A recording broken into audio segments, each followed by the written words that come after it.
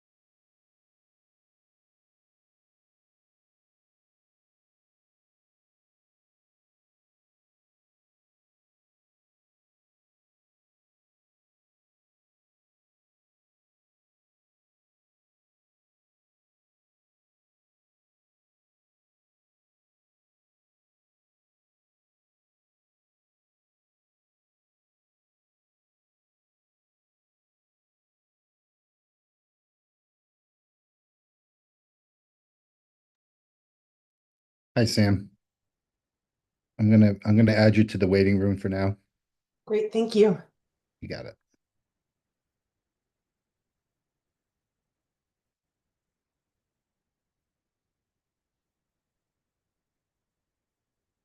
Hi, Sam. I'm gonna add you to the waiting room for now. Great, thank you. You got it.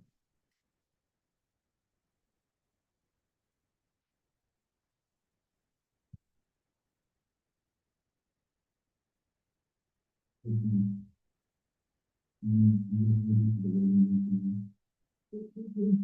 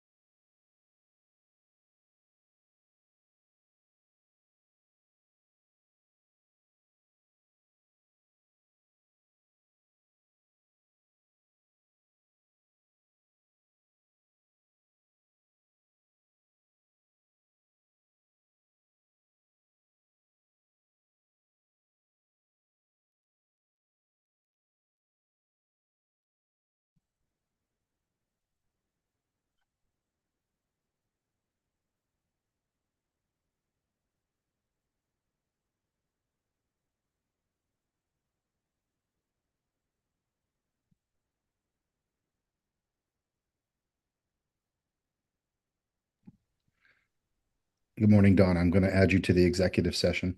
Okay, thank you.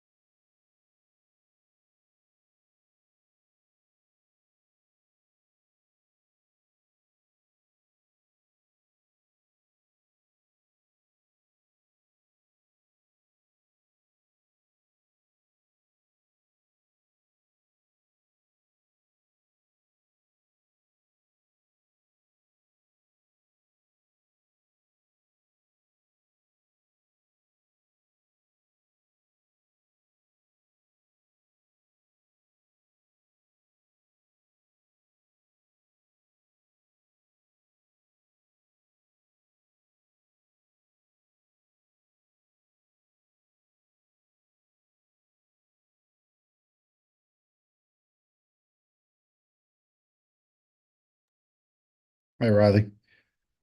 They're in executive session, which you are supposed to be in, and I'll put you in there right now. Oop. Where are you? There you go.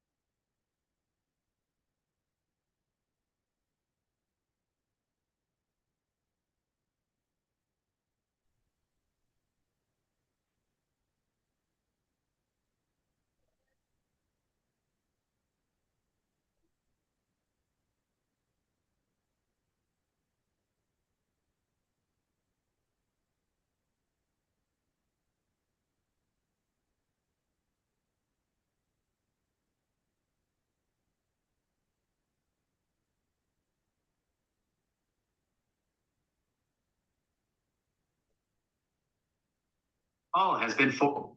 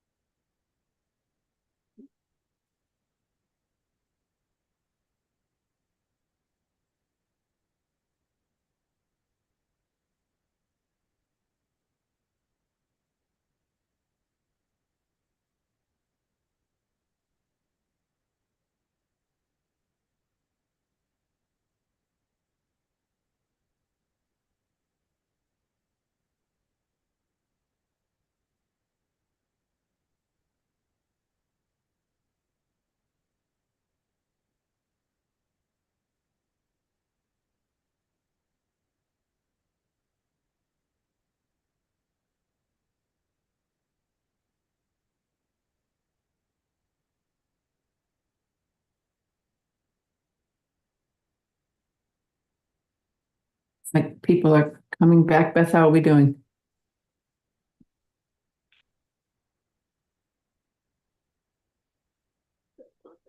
Looks like we're waiting for a few trustees to pop back on. It's probably fundamental when you give a 10-minute break to look at what time it is when you give that break. Yeah, that might help, huh? It does definitely help. Oops. It was 9:39 because I remembered thinking, well, maybe she'll round up to the 50. I was looking at the agenda, trying to do the math. Apparently, I'm going to. Okay, I guess we're waiting for David. John.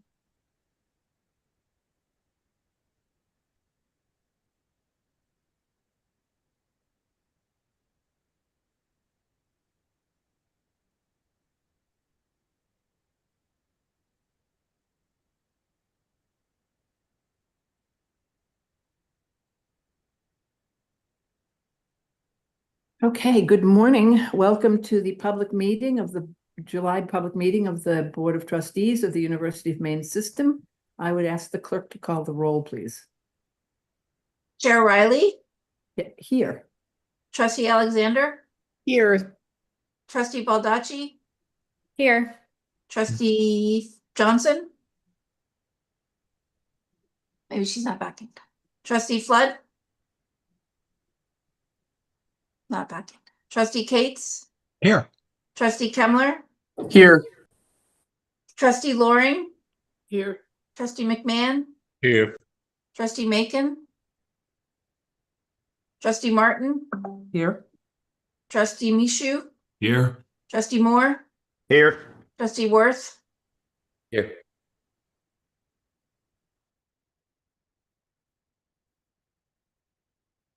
We clearly have a quorum. Okay, thank you. We are very pleased to be here by Zoom for two reasons. One, of course, it saves us money, and that's important in these days particularly.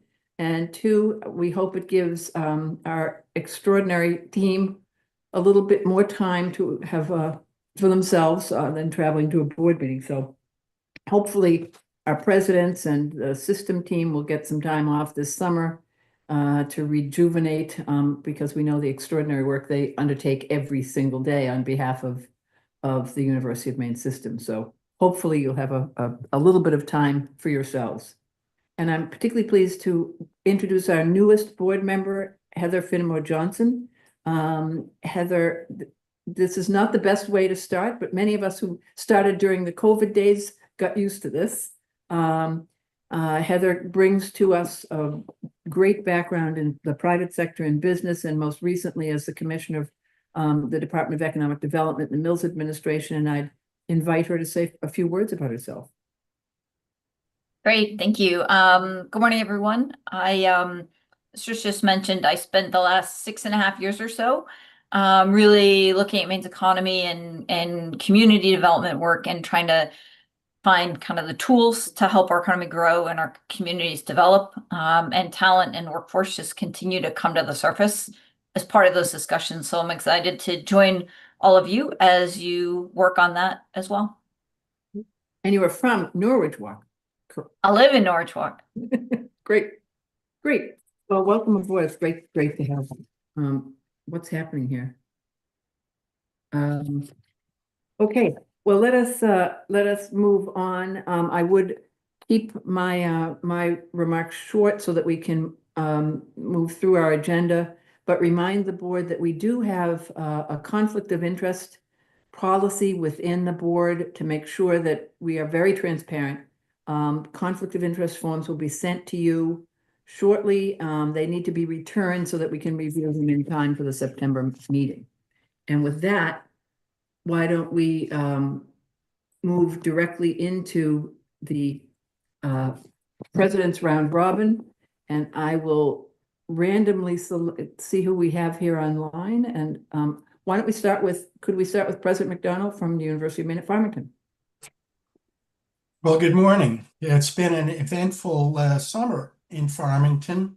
We've had the Moose Lottery, 76,000 entrants and only 4,000 winners.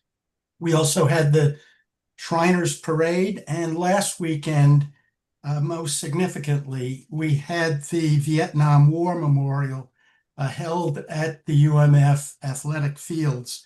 It's a 350-foot long replica of the memorial in Washington, D.C. Almost 9,000 visitors came, very moving ceremonies, and I would say that UMF played a significant role in bringing the memorial to Farmington, and was in partner with many other organizations in the town. In terms of the university itself, our summer enrollment is up more than 8%, which is very, very positive. And on campus, we've had a number of camps. Right now, we have our Longfellow student writers group come. 69 high school students will engage in creative writing. over this next week, and then many other camps on campus. And finally, I would point out that we have just put our first major, which is in public policy, on the Your Pace platform. Takes a lot of work to do that, and a lot of faculty have been working over the summer to get their courses all up onto that platform. Our second program will be available for the second session in the fall semester, and that will be International and Global Studies. And then we have 6 other programs that will follow in the spring or the following fall. So a lot's going on the Farmington campus. And congratulations, that's quite a development. That's great news. Let me move on to President Hadeen. Thank you, Chair Riley. First, I would like to just update you on our students are having a number of amazing adventures this summer. They've already have taken a trip to Acadia National Park. A group of students have already been there. They're currently in Baxter State Park hiking and camping right now. And they, during the week, they've been kayaking the rivers and lakes in the area. We are also, of course, pleased with our enrollment increases during the summer, anticipating the same for fall semester. We are just currently working on preparing everything for convocation, orientation, and all the academic work that will take place this next year based on some of the new programs related to Your Pace, our nursing program, as well as the recent approval of our Bachelor of Science in Forest Management. Thank you. Great. Thank you. President Edmondson. Thank you. It's great to be here with you this morning. I did want to share with you a link. I recently had a piece published in University Business that speaks about the importance of arts and humanities at the University of Southern Maine. And I hope you'll enjoy reading that. I co-authored the piece with Dr. Megan Arena, who's our Vice President for Enrollment, Retention, and Marketing. Her title is very long and it always gives me pause. In addition, we recently dedicated a room in the Portland Commons. It's a student room to former President Dr. Rich Patnod. It will be called the PAT, and it's the Rich Patnod Reception Room. And it was a small reception at Dr. Patnod's request, but it was really a lovely event, and I hope a nice way to honor the legacy and impact that he had at the university. Just recently, we hosted Maine Model UN. This is a nice tradition that the University of Southern Maine has. There were over 435 students from 26 high schools across Maine, and it showcased the university's leadership in civic engagement and educational outreach. In addition, we have theater and voice students who are on stages and furthering their studies across the country and around the world, from Gorham to Ogunquit to Texas to Italy to the Czech Republic and more. And we're really excited about the opportunities our theater and voice students are having on the stage and elsewhere. And finally, I hope that you will save October 3rd. That is the date when we'll be doing the ribbon cutting for the Cruz Center for the Arts. And as you can imagine, I'm incredibly excited about that. I hope you'll all join us. I just had a text message recently, earlier this morning, that the pianos are beginning to arrive today. And so tomorrow I'll get to see some of the pianos in the new space, and I just can't wait. And I'm eager to share it. Share all of this with you, and do want to thank the Board of Trustees again for your support for the Cruz Center for the Arts, for the Steinway Initiative, and for so many other things that's really working to transform the University of Southern Maine. So thank you. We're really waiting for you to perform on one of those Steinways. No pressure. President Cushman. Yes, thank you. Good morning. I'm happy to say that UMA recently received a $250,000 gift from Northeast Delta Dental to establish the Northeast Delta Dental Hygiene Workforce Development Fund. This investment will directly address Maine's shortage of licensed dental hygienists by reducing financial barriers that prevent students from completing their degrees and entering the workforce. The fund will provide scholarships, licensure support, and emergency microgrants to help students persist through the most intensive part of their clinical training. And we're proud to offer Maine's only public dental hygiene program and advancing solutions that strengthen the state's dental health workforce and increase access to care, particularly in rural areas. Secondly, as you've heard before, UMA's aviation program is growing. I won't say soaring. It's a strong example of how we are combining workforce partnerships and hands-on learning to prepare students for high-demand careers in Maine.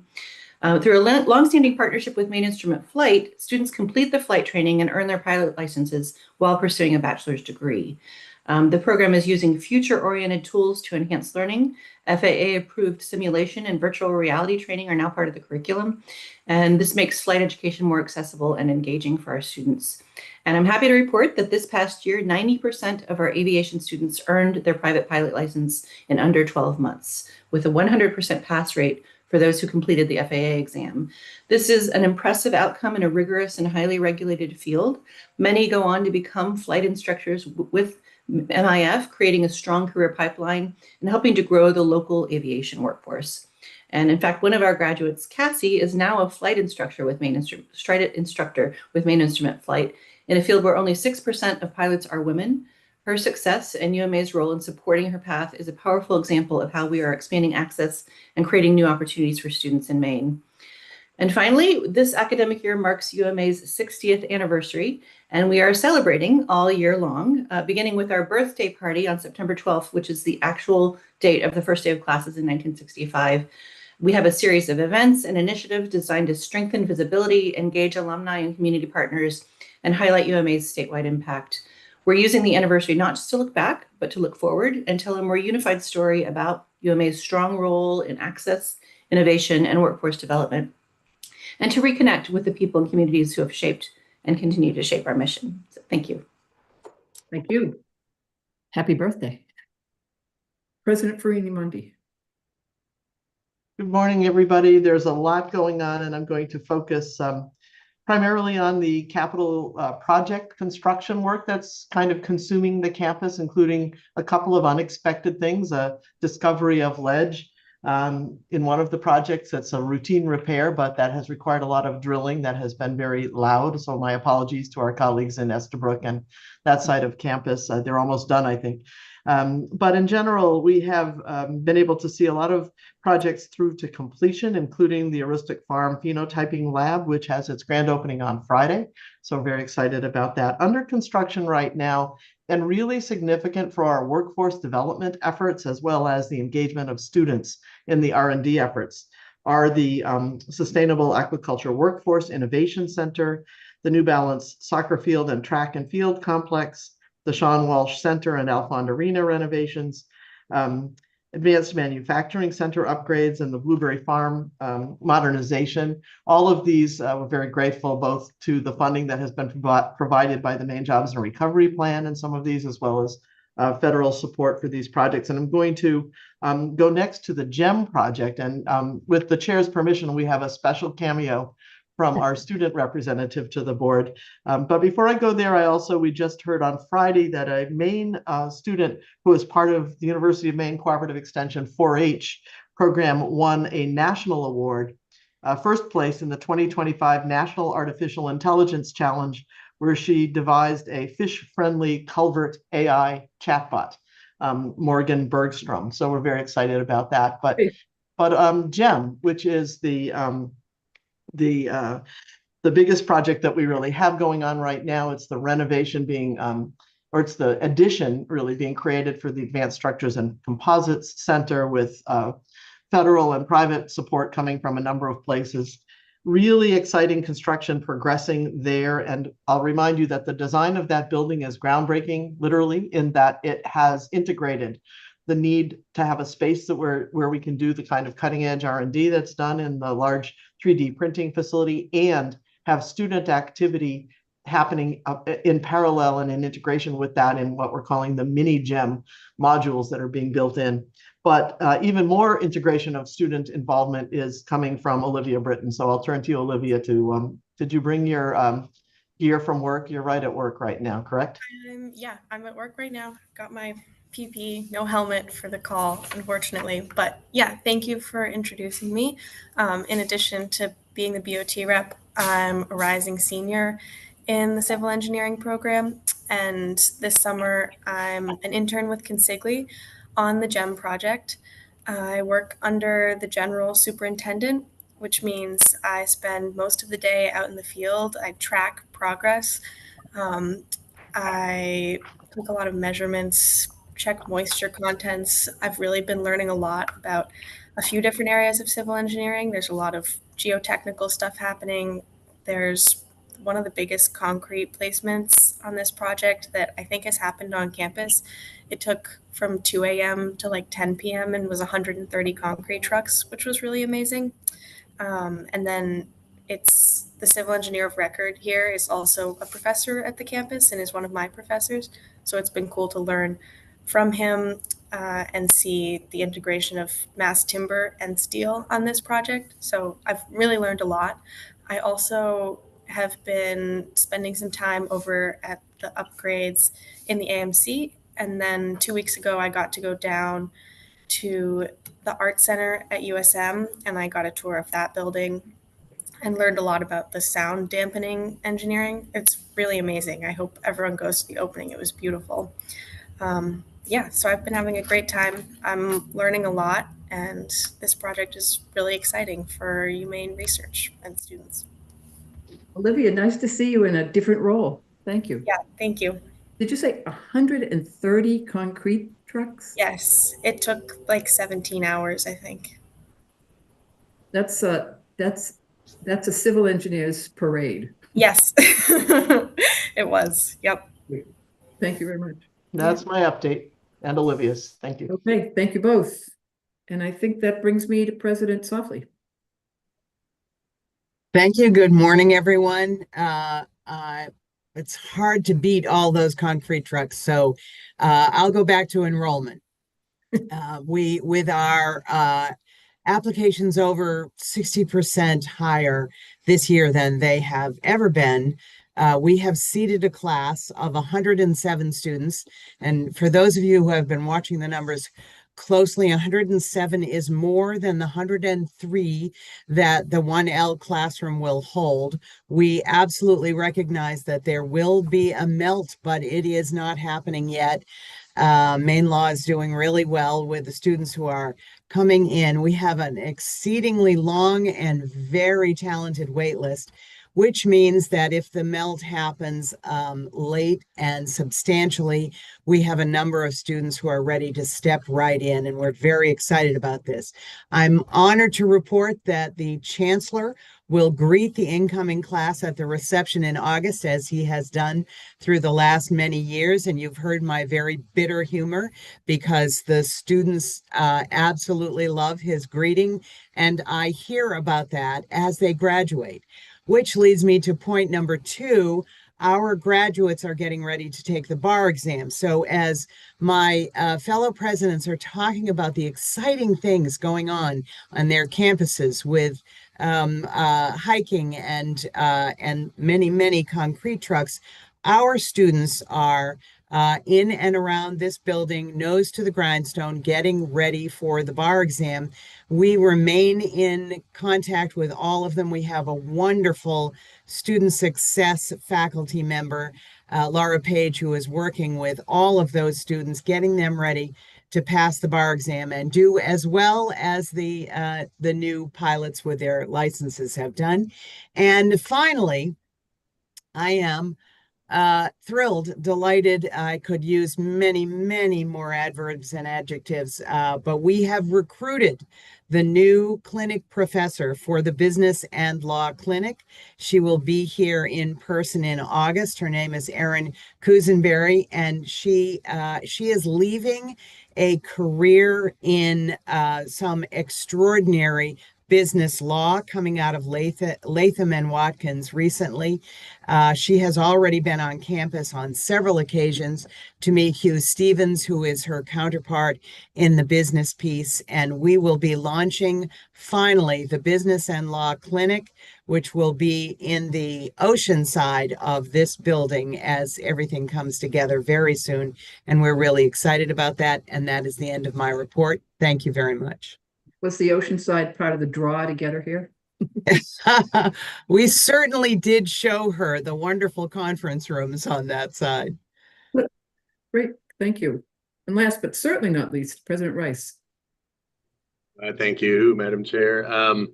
A couple updates. As you saw, the announcement that was sent to the board members on Sunday, we had Umpy's Community Night last Tuesday with the BioLab.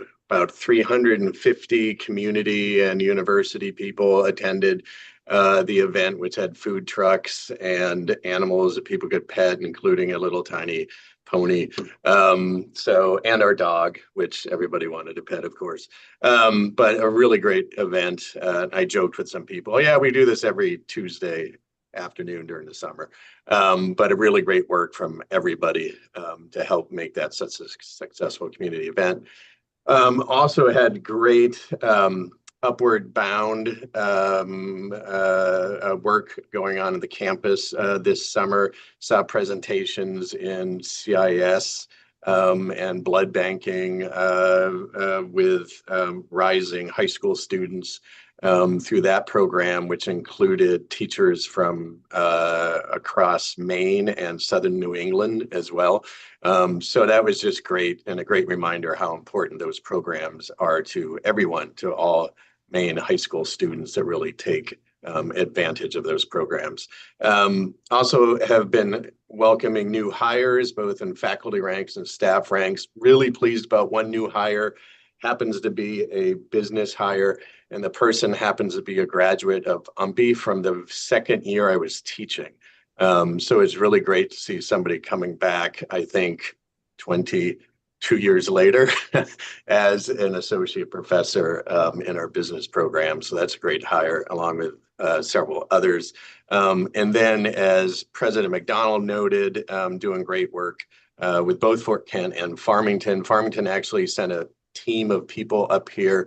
I think there were 3 members, including an UMPI grad from back in the day as part of that team. And they had a barbecue picnic at the vice president's house in Caribou, which I crashed so I could have some free hamburgers and hot dogs and chat with them. So really good work. Also want to thank the board and everybody else for their support for the competency-based programming. Really good early indicators for applications for the Masters of Science in Business, and all that hard work that has gone into everyone to help launch that program. But I think it will all underscore the work that our institutions are doing in competency-based education. So that's what's happening here in Presque Isle, where it's finally summer. Great. It has been an odd one. Okay, terrific. Thank you very much. Those are always informative. Appreciate it very much.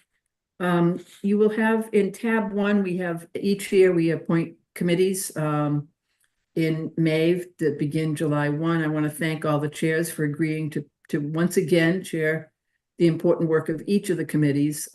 It's an unsung responsibility, and I really, really appreciate all the chairs who have stepped up, and all the members who have who joined the committee. We do have very active committees and lots of people participating in many of them. So that's in the board book, and thank you all for your continuing efforts. Let me move on to an ad hoc committee. As you know, we have an ad hoc group working to review our policies to make sure they're up to date, and we have an update on that from the chair, Trustee Alexander. Good morning. The motion involves all 3 of these documents. I'll just briefly remind the board where we are. Board Policy 301 is our mission policy. The red line version eliminates the publication of the individual university and law school mission statements, and sets forth the methodology by which these mission statements might be updated or revised based on a direction from the board, or, as regularly occurs, the university itself. The second in tab 2.2 is section 301.1, and that is a statement of the University of Maine system mission policy. And what we have done here is adopted and replicated the mission statement from our current strategic plan.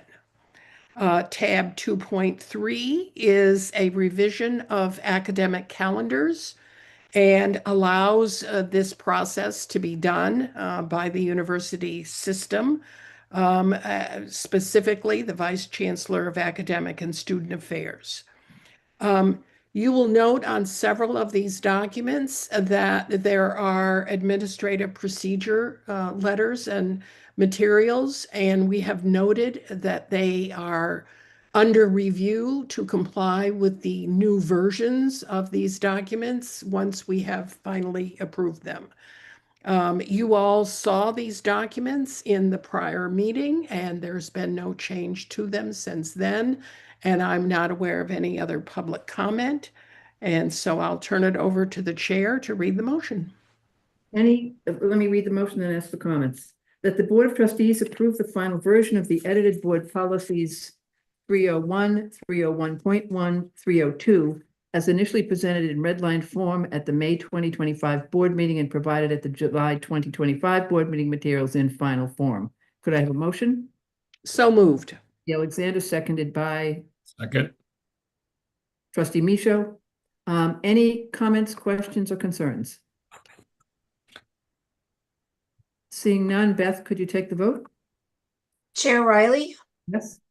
Trustee Alexander, Yes. Trustee Baldacci, Yes. Trustee Kane, Yes.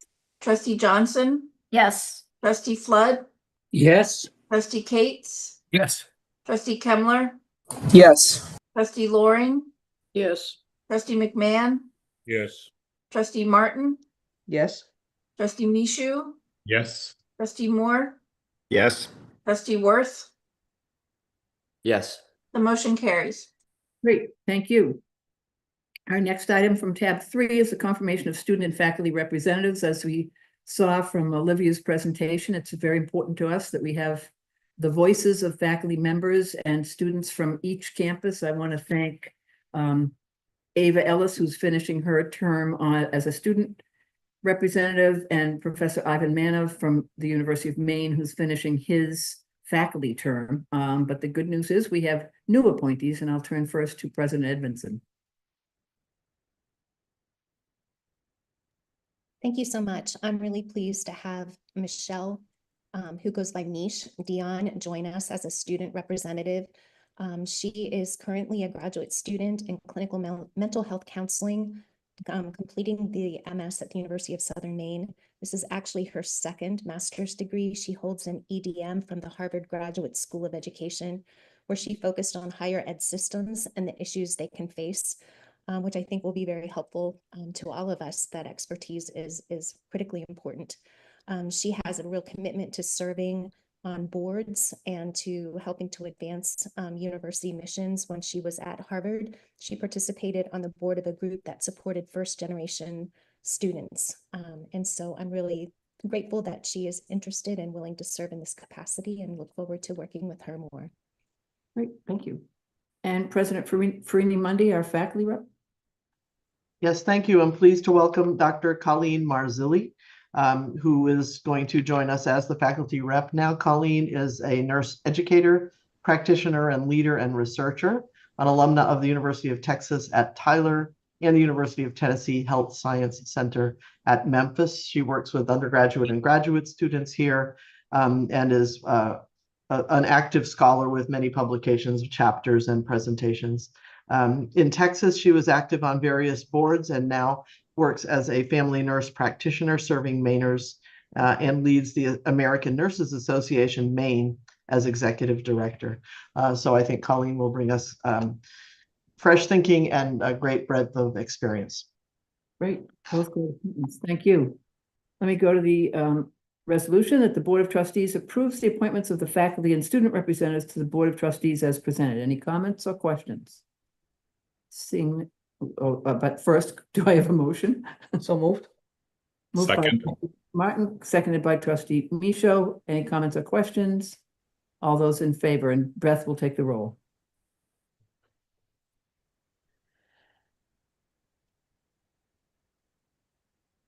I Beth? forgot to unmute. Chair Riley, Yes.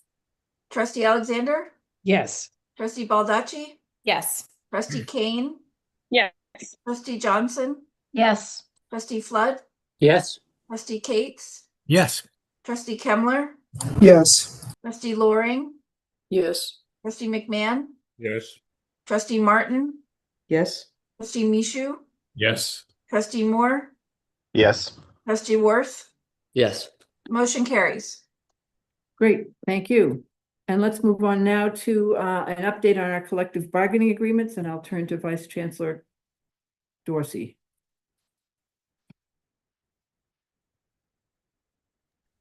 Sorry, I'm in the same situation, not unmuting.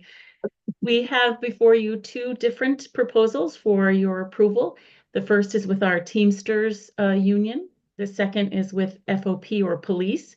We're asking that you look at those today and provide the Chancellor approval to be able to finalize those two bargaining agreements moving forward.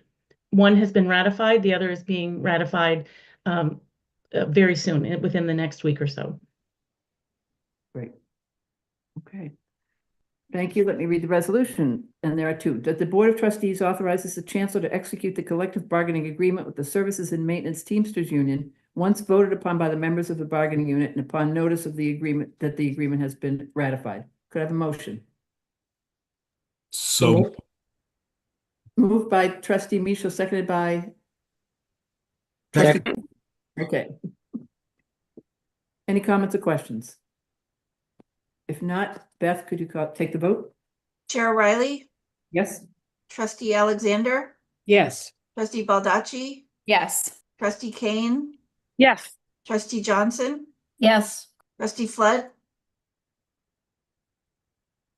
trustee Flood, trustee Cates, Yes.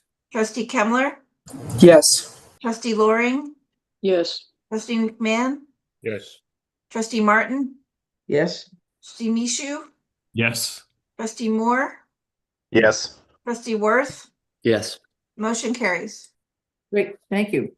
And a late breaking addition on tab 5.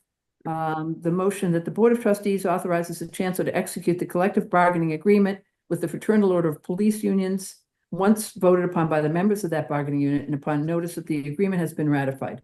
Moved by trustee Michaud, seconded by trustee Martin. The chair will take the roll. Chair Riley, Yes. trustee Alexander, Yes. trustee Baldacci, Yes. trustee Kane, Yes. trustee Johnson, Yes. trustee Flood, trustee Cates, Yes. trustee Kemmler, Yes. trustee Loring, Yes. trustee McMahon, Yes. trustee Martin, Yes. trustee Mishu, Yes. trustee Moore, Yes. trustee Worth. Yes. The motion carries. Thank you. Let's move on. And trustee Flood, I would point out you've been muted on these votes, so just going forward. Hey, can you hear me now? Yes, we can. Yeah, okay. I don't know what happened there, but I voted for both and for the public record. Thank you.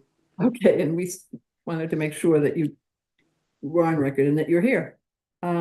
Let's move to the Chancellor's report and welcome Chancellor Malloy. And I unmuted. Congratulations. It's good to be with everyone. Obviously, we've been at work for a while today and very much appreciate the work and the reports. I want to share with you that obviously there's been a lot of issues that have been raised in Washington on the budget and other items. We are responding on a regular basis. We are doing our best to keep our faculty and students informed with respect to those developments.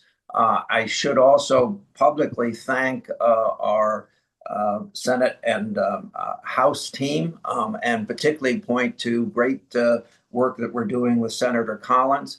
I should also point out that with respect to our response to much of the new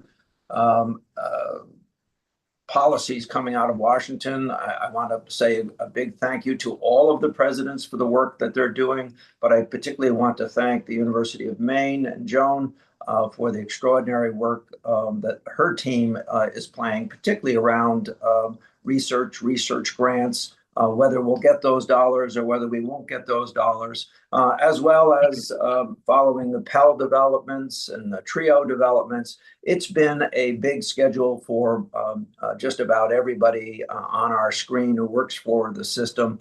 And I think we have done a good job. We have not tried to make enemies, but also to explain to the broader world and to folks in Washington how important University of Maine is to the efforts, not just in Maine, but for the entire nation. And I'm proud to see that we are doing better than perhaps we might have imagined we would be doing 60 days ago or 90 days ago. And again, I think that's from really good work from the team. I also want to say that if you visit our campuses, you will notice tremendous infrastructure investments taking place across most of our campuses currently. I promised a number of years ago that infrastructure needed to be and would be a focus of ours. And we're seeing that come true, not just in housing, but in other buildings of importance to the education mission, as well as the life mission for our students and faculty. I'm very proud of the progress that we are making in that regard. Obviously, budgetary within the state. I want to thank Sam for the extraordinary work Sam Warren, I should say, for the extraordinary work that she has committed to and performed on behalf of the system, and to Ryan Lowe, who has done extraordinary work in bringing together our budget in difficult circumstances and not exactly having more unknowns built into a budget than we've ever had to do in the past. But extraordinary work on their part. I would also share with you that we recently had a chancellor, vice chancellor, and president's retreat, a day-long discussion on the future of higher education, taking on some really big issues that we will continue to discuss going forward. I think ultimately helping us answer some of the questions that probably are on trustees' minds. Where do we go from here?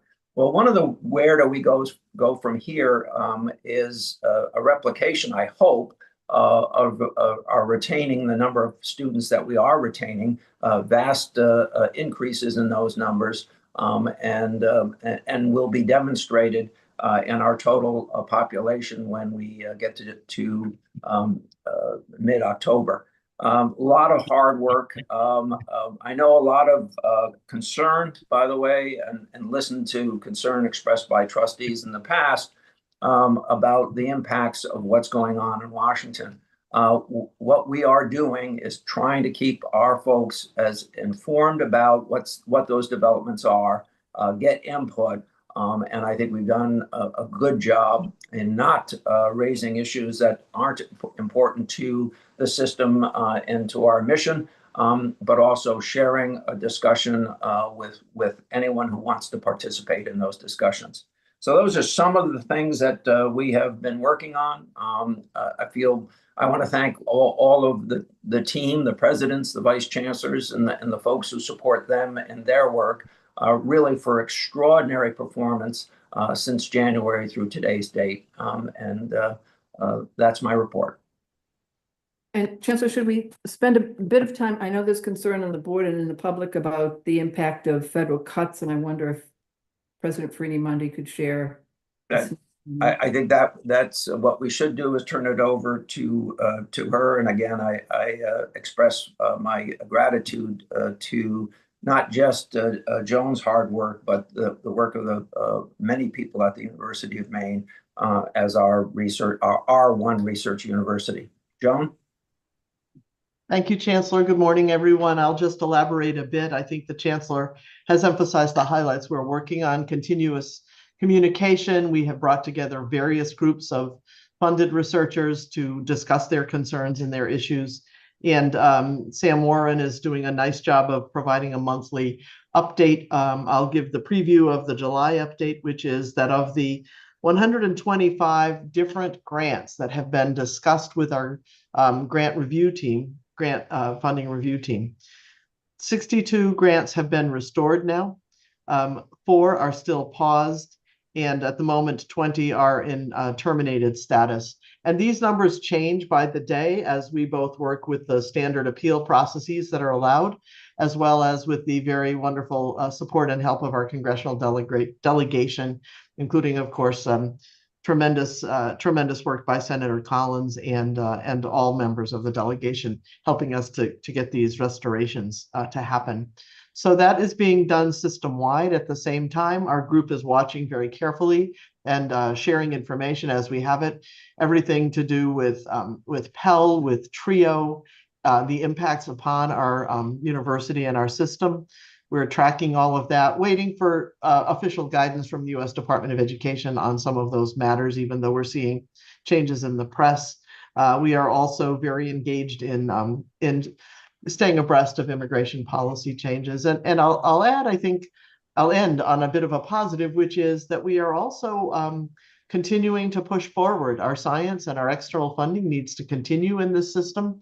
And so we're watching very carefully the priorities of this administration for science and for what is being funded and emphasized, and making sure that our researchers have good access to opportunities to draft proposals, to get feedback, to move in directions that are consistent with the funding opportunities that are being made available. We want to make sure we continue our activity in generating new knowledge. So it's a very live set of discussions pretty much every day on some front, but I think as I talk to my colleagues around the country, University of Maine and the University of Maine system are proceeding very similarly to most institutions.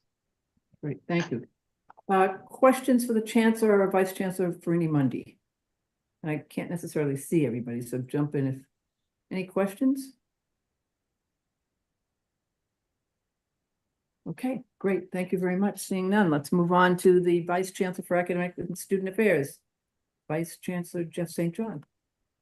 Thank you, Chair Riley. Happy to be seeing everyone on the screen today. I'll start with the enrollment update for our system.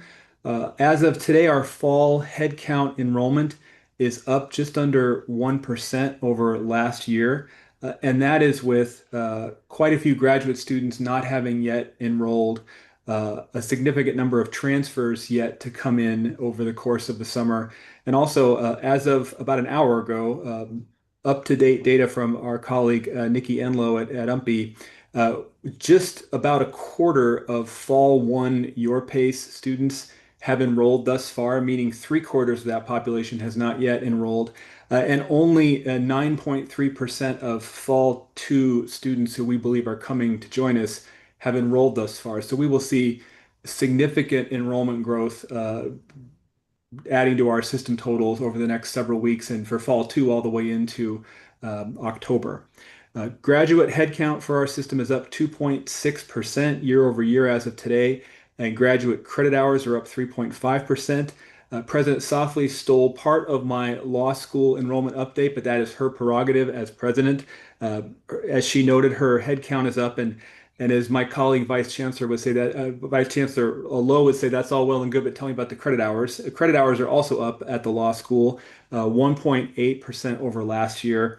And for trustees, following the multi-year, very friendly negotiation about the size of the law school between our formidable chancellor and our formidable law school president, it does appear that the chancellor is winning over time, just so you're all aware.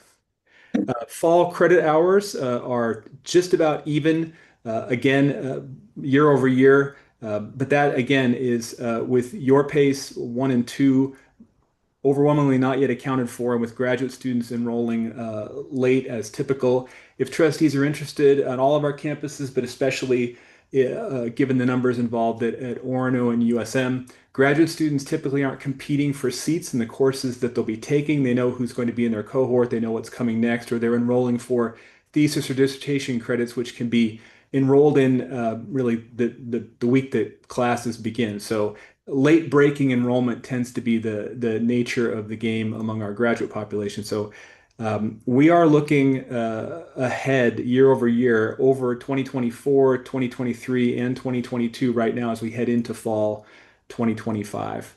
Our active matriculated students, those are the students who've said they are coming and then have not subsequently said they aren't coming. That is a key metric for us. Summer, fall total active matriculated students are 7,182 as of today. That's up 9.7% over the same date last year. And with respect to our individual universities, really positive news across the board. In either first-time active matriculation or fall transfer incoming students or both, uh, all of our universities are up somewhere, and some of our universities are up in both of those categories.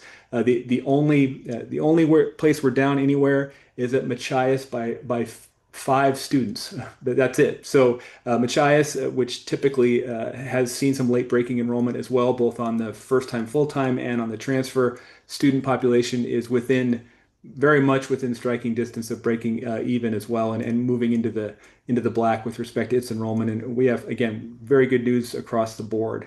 I will note that the direct admit program that the chancellor launched 2 years ago continues to be successful by almost any metric that we can assign to it.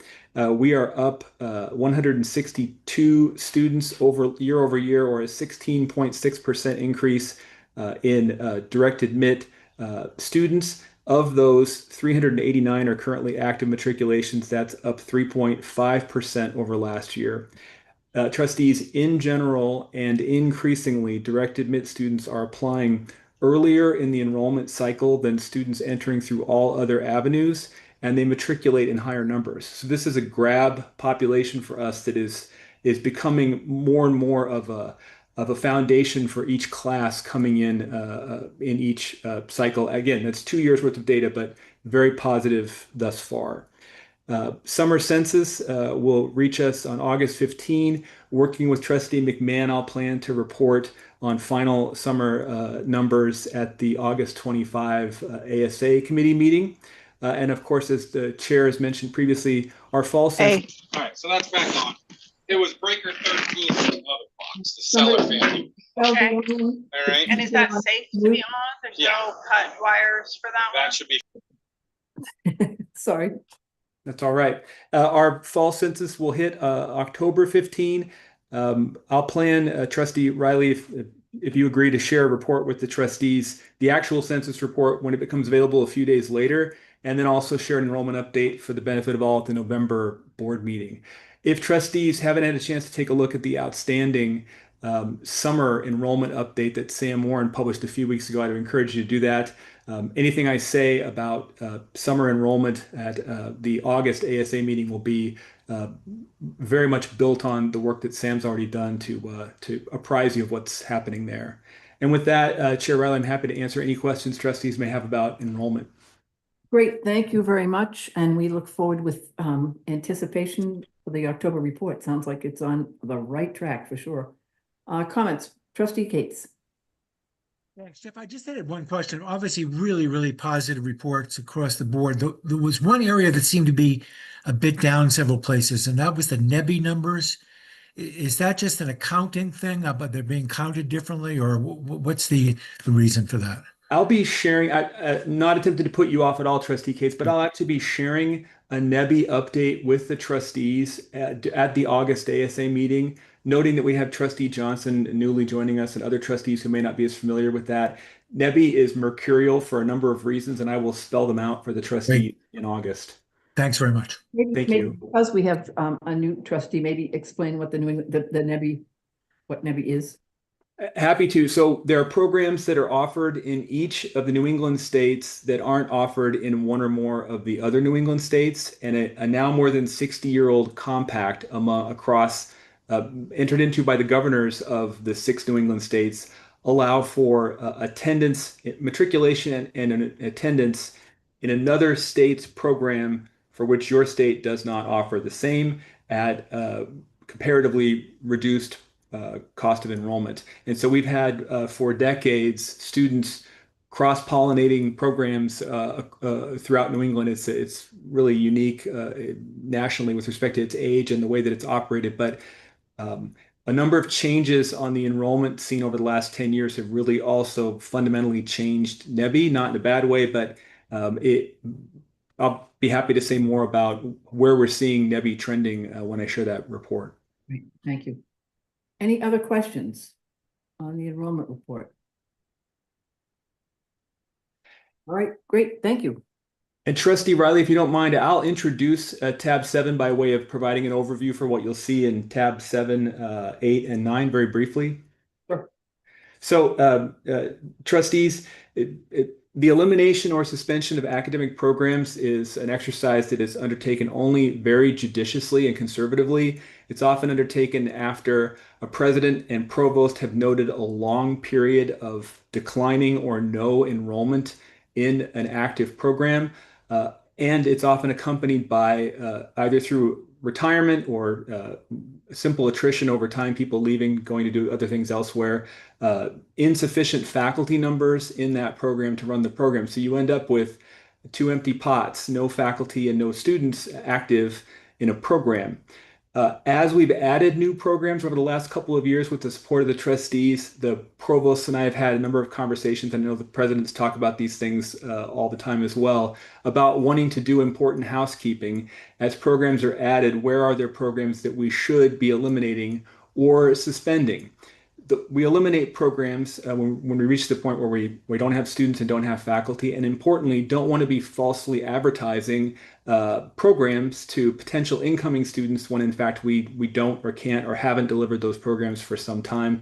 And with the case of a suspension, all the same applies. They're done judiciously, they're done cautiously, but they are more of a longer term pause in the event that the president, in conversation with the chancellor and others, reassesses over time and decides maybe there is room to grow this program again, bring students in, hire faculty as appropriate. So what we've had over the last several months, as it so happens, is three presidents, Presidents Hedin, Cushman, and Edmondson, working with their provosts very thoughtfully, which for President Hedin is always a conversation where there's total agreement because she is her own provost.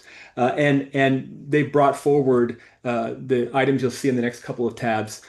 I have spoken with either the president or the provost or both in each case and have recommended each of these actions to the chancellor unreservedly, and happy to answer any questions as they move through at Chair Riley's direction. Thank you. And I would point out on a quick look, a number of these are humanities programs being eliminated. I still think we should have a board discussion about the future of humanities and their importance, particularly in a world that's fast changing. But I'd also point out it's after a rigorous process, and Jeffrey has just explained that well, and remind all of us that we have unified accreditation, a unified catalog, and these programs can be offered in other campuses, and students have opportunities galore in this system that they didn't have before, which I think is a really important consideration. So we can move on. Any questions generally about these proposals? Do we want each president to chat more about them, Jeff, or just move through?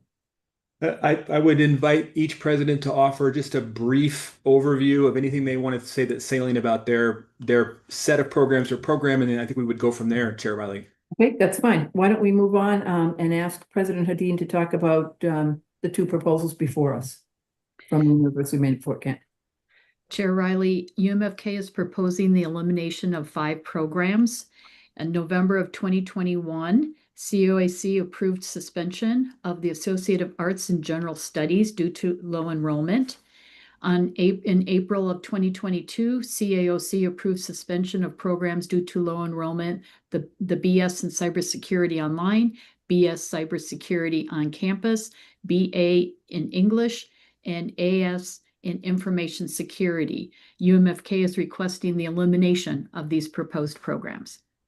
Thank you. Let me read the resolution. That the Board of Trustees accepts the recommendation to suspend the following academic programs: Bachelor of Science in Cybersecurity Online, Bachelor of Science in Cybersecurity on Campus, Bachelor of Arts in English, Associates of Art in General Studies, Accounting, and Associate of Science in Information Security at the University of Maine at Fort Kent.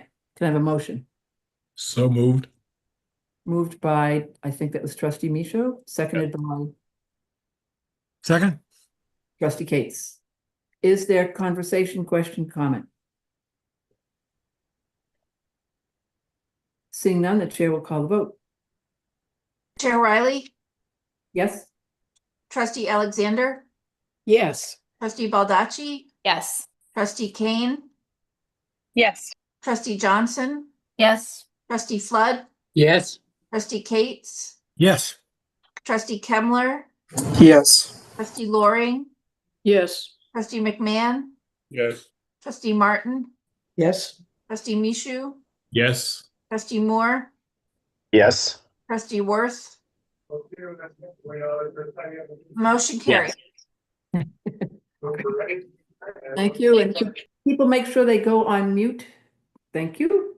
President Hadeen, suspension of Bachelor of Arts in French. UMFK is requesting to suspend the Bachelor of Arts in French due to low enrollment over a 12-year period. There are no retrenchment of faculty, no impact to students. Thank you. Okay, that the Board of Trustees accepts the recommendation to suspend the Bachelor of Arts in French at the University of Maine at Fort Kent. Can I have a motion? So moved. Trustee Misha, seconded by Second. trustee Moore. Questions, comments? Trustee Alexander. What does suspension mean in this case? Trustee Alexander, suspension means that there's a period of time in which we would reserve for the president the right to speak with me, the chancellor, with the provost, depending on the university, about the possibility of renewing a program in the future. In this case, President Hadeen has shared the facts as we have them. This has been a now long dormant program. I will only add one thing to what she said, which is that there'll be no adverse impact whatsoever on the Acadian archives housed at UMaine Fort Kent. Those continue unabated, unaffected by this decision. I will also just say that President Hadeen spent an enormous amount of time speaking with local constituents, with faculty, with others in the St. John Valley and in the broader community about this, knowing the history of French in that part of the state. But the reason for the suspension, to circle back around, Trustee Alexander, is so that if there is any future point in the near term in which President Hadeen discerns the possibility of a revival of the program, that option would be open to her. Thank you. And President Hadeen, French is still offered. It's just the bachelor's that's being. Yes, thank you. We still have two general education French courses, and as Jeff said, the Acadian Archive will remain an important contribution to the state and as well as internationally. And we will continue to host Acadian events on our campus because of the importance of the Acadian culture to Fort Kent and the St. John Valley. Any other questions or comments? Seeing none, the clerk will call the vote. Chair Riley, Yes. trustee Alexander, Yes. trustee Baldacci, Yes. trustee Kane, Yes. trustee Johnson, Yes. trustee Flood, Yes. trustee Cates, Yes. trustee Kemmler, Yes. trustee Loring, Yes. trustee McMahon, Yes. trustee Martin, Yes. trustee Mishu, Yes. trustee Moore, Yes. trustee Worth. Yes. Motion carries. We should have answered in French. Thank you. Let's move to UMA and President Cushman for the suspension of Bachelor of Arts in Liberal Arts Studies. Yes, thank you, Chair Riley.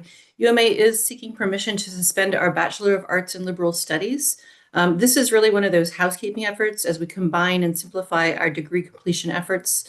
We're going to be pulling it into interdisciplinary studies.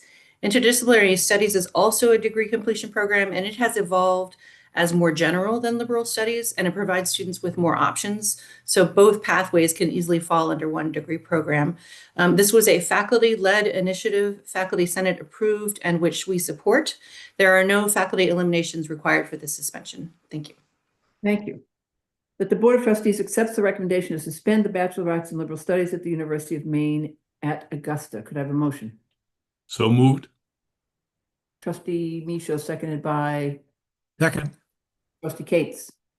Questions, comments? Chair will call the roll. Chair Riley? Did you hear me? Yes. Okay, sorry. Trustee Baldacci? Yes. Trustee Kane? Yes. Trustee Johnson? Yes. Trustee Flood? Yes. Trustee Cates? Yes. Trustee Kemmler? Yes. Trustee Loring? Yes. Trustee McMahon? Yes. Trustee Martin? Yes. Trustee Mishu? Yes. Trustee Moore? Yes. Trustee Worth? Yes. The motion carries.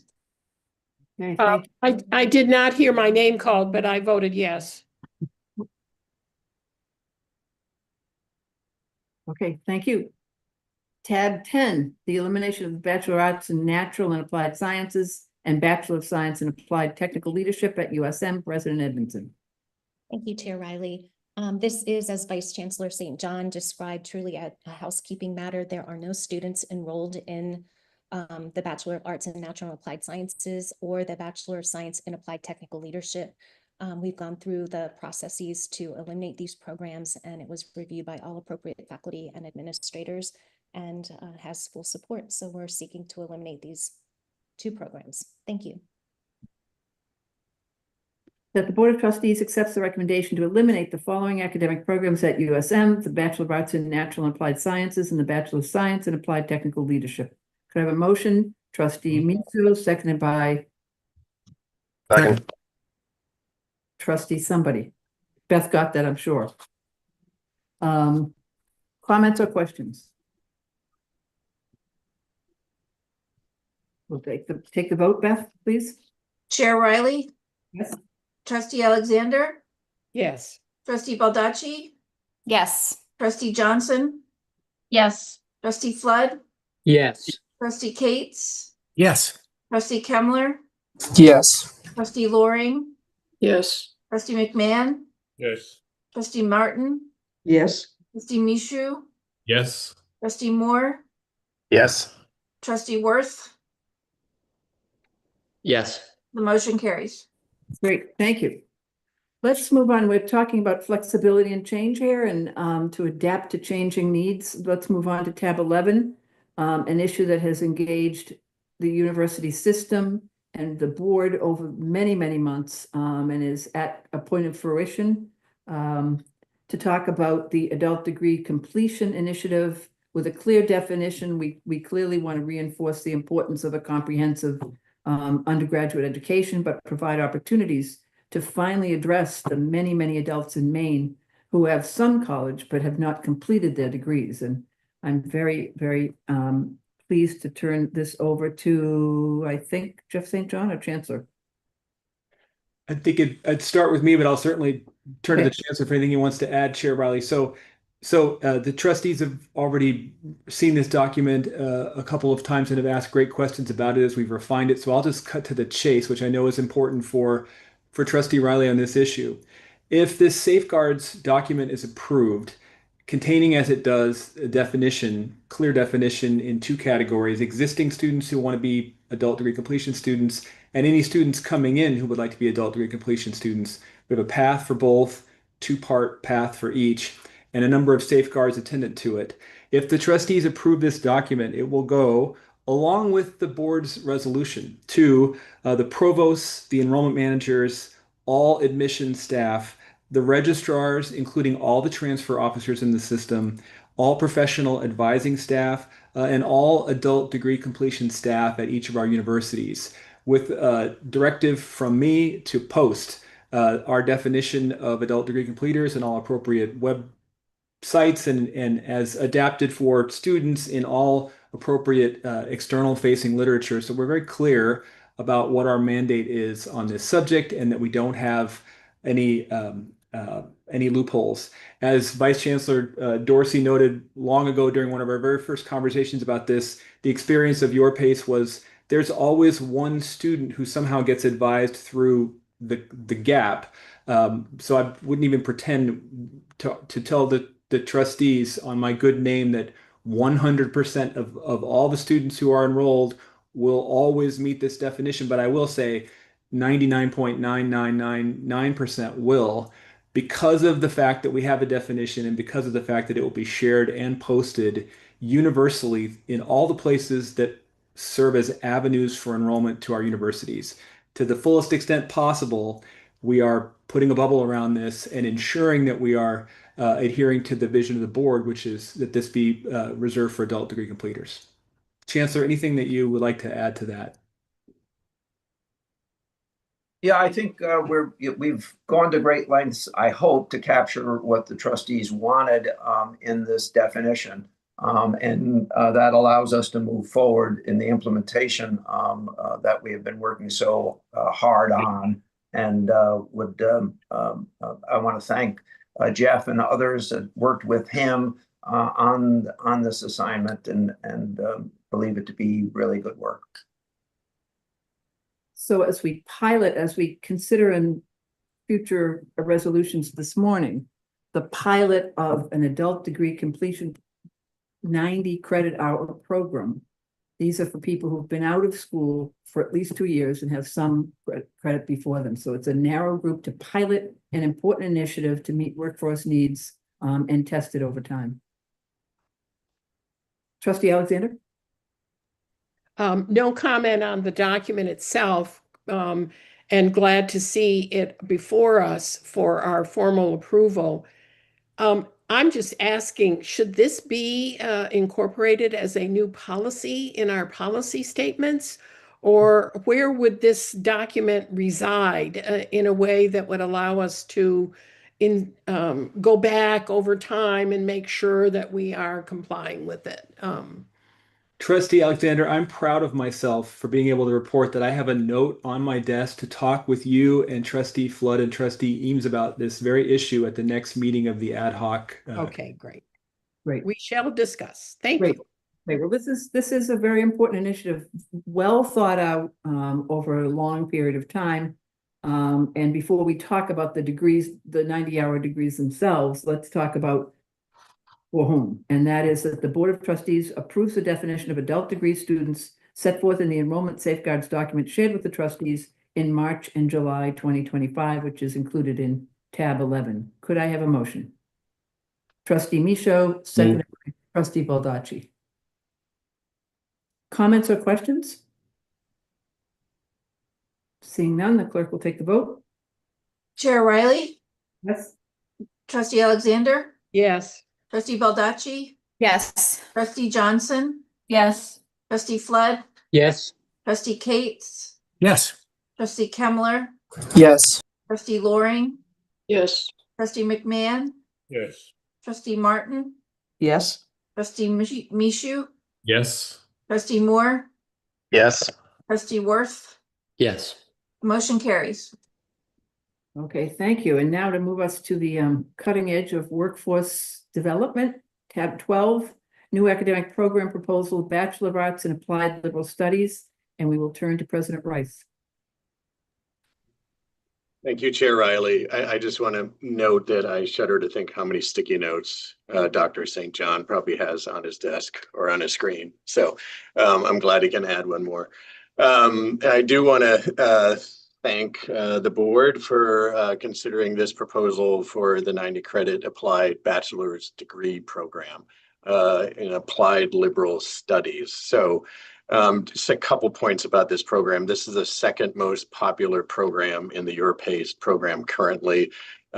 These individuals meet the definition, the very definition of your 1B that you just approved a few moments ago in your document. These are all individuals that are overwhelmingly in professions and careers already working full-time and are looking to complete a degree to move themselves forward in their current careers or future-oriented workforce. So this really does meet the definition of both the purpose of your document and the 90 credit program. These minors are all, the minors reflect majors available within the EuroPace program.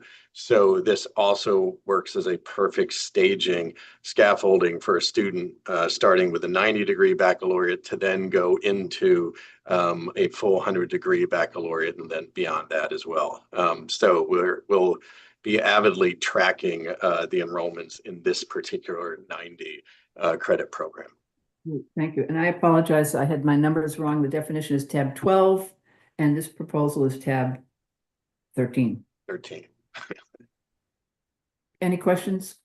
Okay, let's go to the Board of Trustees accepts the recommendation of the Academic and Student Affairs Committee and approves the Bachelor of Arts in Applied Liberal Studies for 90 credit hours at the University of Maine at Presque Isle as a 90 credit pilot program with enrollment limited to adult students as defined by the board and with regular reviews by the Board of the System's evaluation of the pilot. Could I have a motion? So moved. Trustee Misha, seconded by Here. Trustee Alexander. Any questions or comments? Clerk will take the vote. Chair Riley, Yes. Trustee Alexander, Yes. Trustee Baldacci, Yes. Trustee Johnson, Yes. Trustee Flood, Yes. Trustee Cates, Yes. Trustee Kemmler, Yes. Trustee Loring, Yes. Trustee McMahon, Yes. Trustee Martin, Yes. Trustee Mishu, Yes. Trustee Moore, Yes. Trustee Worth. Yes. Motion carries. Thank you. And we'll move on to tab 14, a new academic program, Bachelor of Arts in Applied Psychology. And again, President Rice. Thank you, Chair Riley.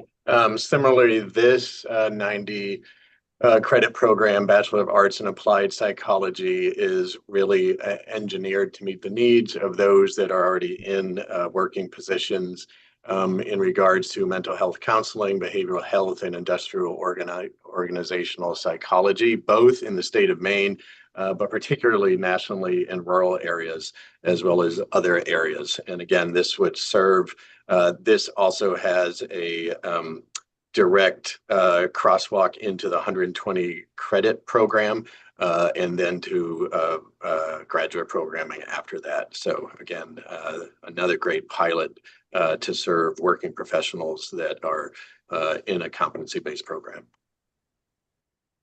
That the proposed resolution is that the Board of Trustees accepts the recommendation of the Academic and Student Affairs Committee and approves the Bachelor of Arts in Applied Psychology 90 credit hours at the University of Maine at Presque Isle as a 90 credit hour pilot program with enrollment limited to adult students as defined by the board and with regular reviews by the Board of the Systems evaluation of the pilot. May I have a motion? So moved. Trustee Misha, seconded by Trustee Alexander. Comments, questions? Seeing none, the chair will call the vote. Chair Riley, Yes. Trustee Alexander, Yes. Trustee Baldacci, Yes. Trustee Johnson, Yes. Trustee Flood, Yes. Trustee Cates, Yes. Trustee Kemmler, Yes. Trustee Loring, Yes. Trustee McMahon, Yes. Trustee Martin, Yes. Trustee Mishu, Yes. Trustee Moore, Yes. Trustee Worth. Yes. Motion carries. Thank you. We'll turn to the University of Maine at Augusta for a new academic proposal for a Bachelor of Science in Applied Public Administration. President Cushman. Yes, thank you. So UMA asks that the Board of Trustees accept the recommendation of Academic and Student Affairs to approve the Bachelor of Science in Applied Public Administration 90 credit. This would be an online program aligned with UMA's mission of ensuring that working adults have access to educational opportunities that help meet Maine's workforce needs, and our belief that milestones are important to working adults. This builds on ongoing work from a partnership with the Maine Municipal Association.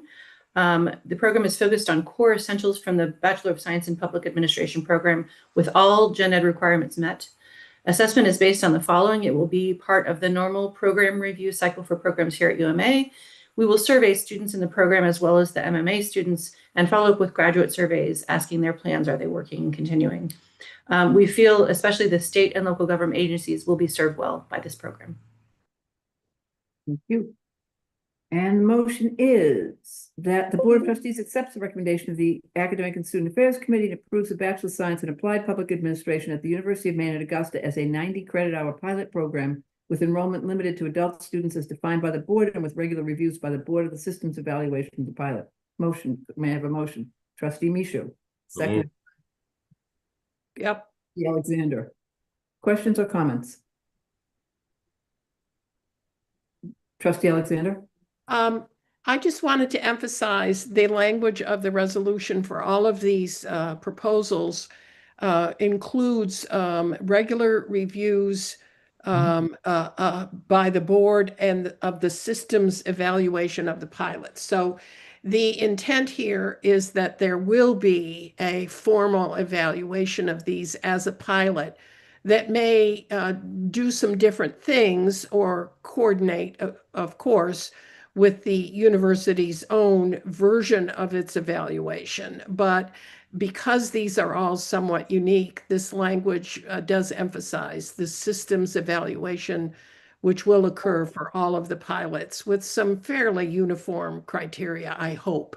But be that as it may, I wanted to emphasize that. Thank you. Good point. That's why we have pilots. Great. Any other comments or questions? Seeing none, the clerk will take the vote. Chair Riley, Yes? Trustee Alexander, Yes. Trustee Baldacci, Yes. Trustee Johnson, Yes. Trustee Flood, Yes. Trustee Cates, Yes. Trustee Kemmler, Yes. Trustee Loring, Yes. Trustee McMahon, Yes. Trustee Martin, Yes. Trustee Michaud, Yes. Trustee Moore, Yes. Trustee Worth, Yes. motion carries. Thank you. And let's move on to a new academic proposal, Bachelor of Applied College Studies at UMS Machias, President Freeney Mundy. And could you define college studies for the public?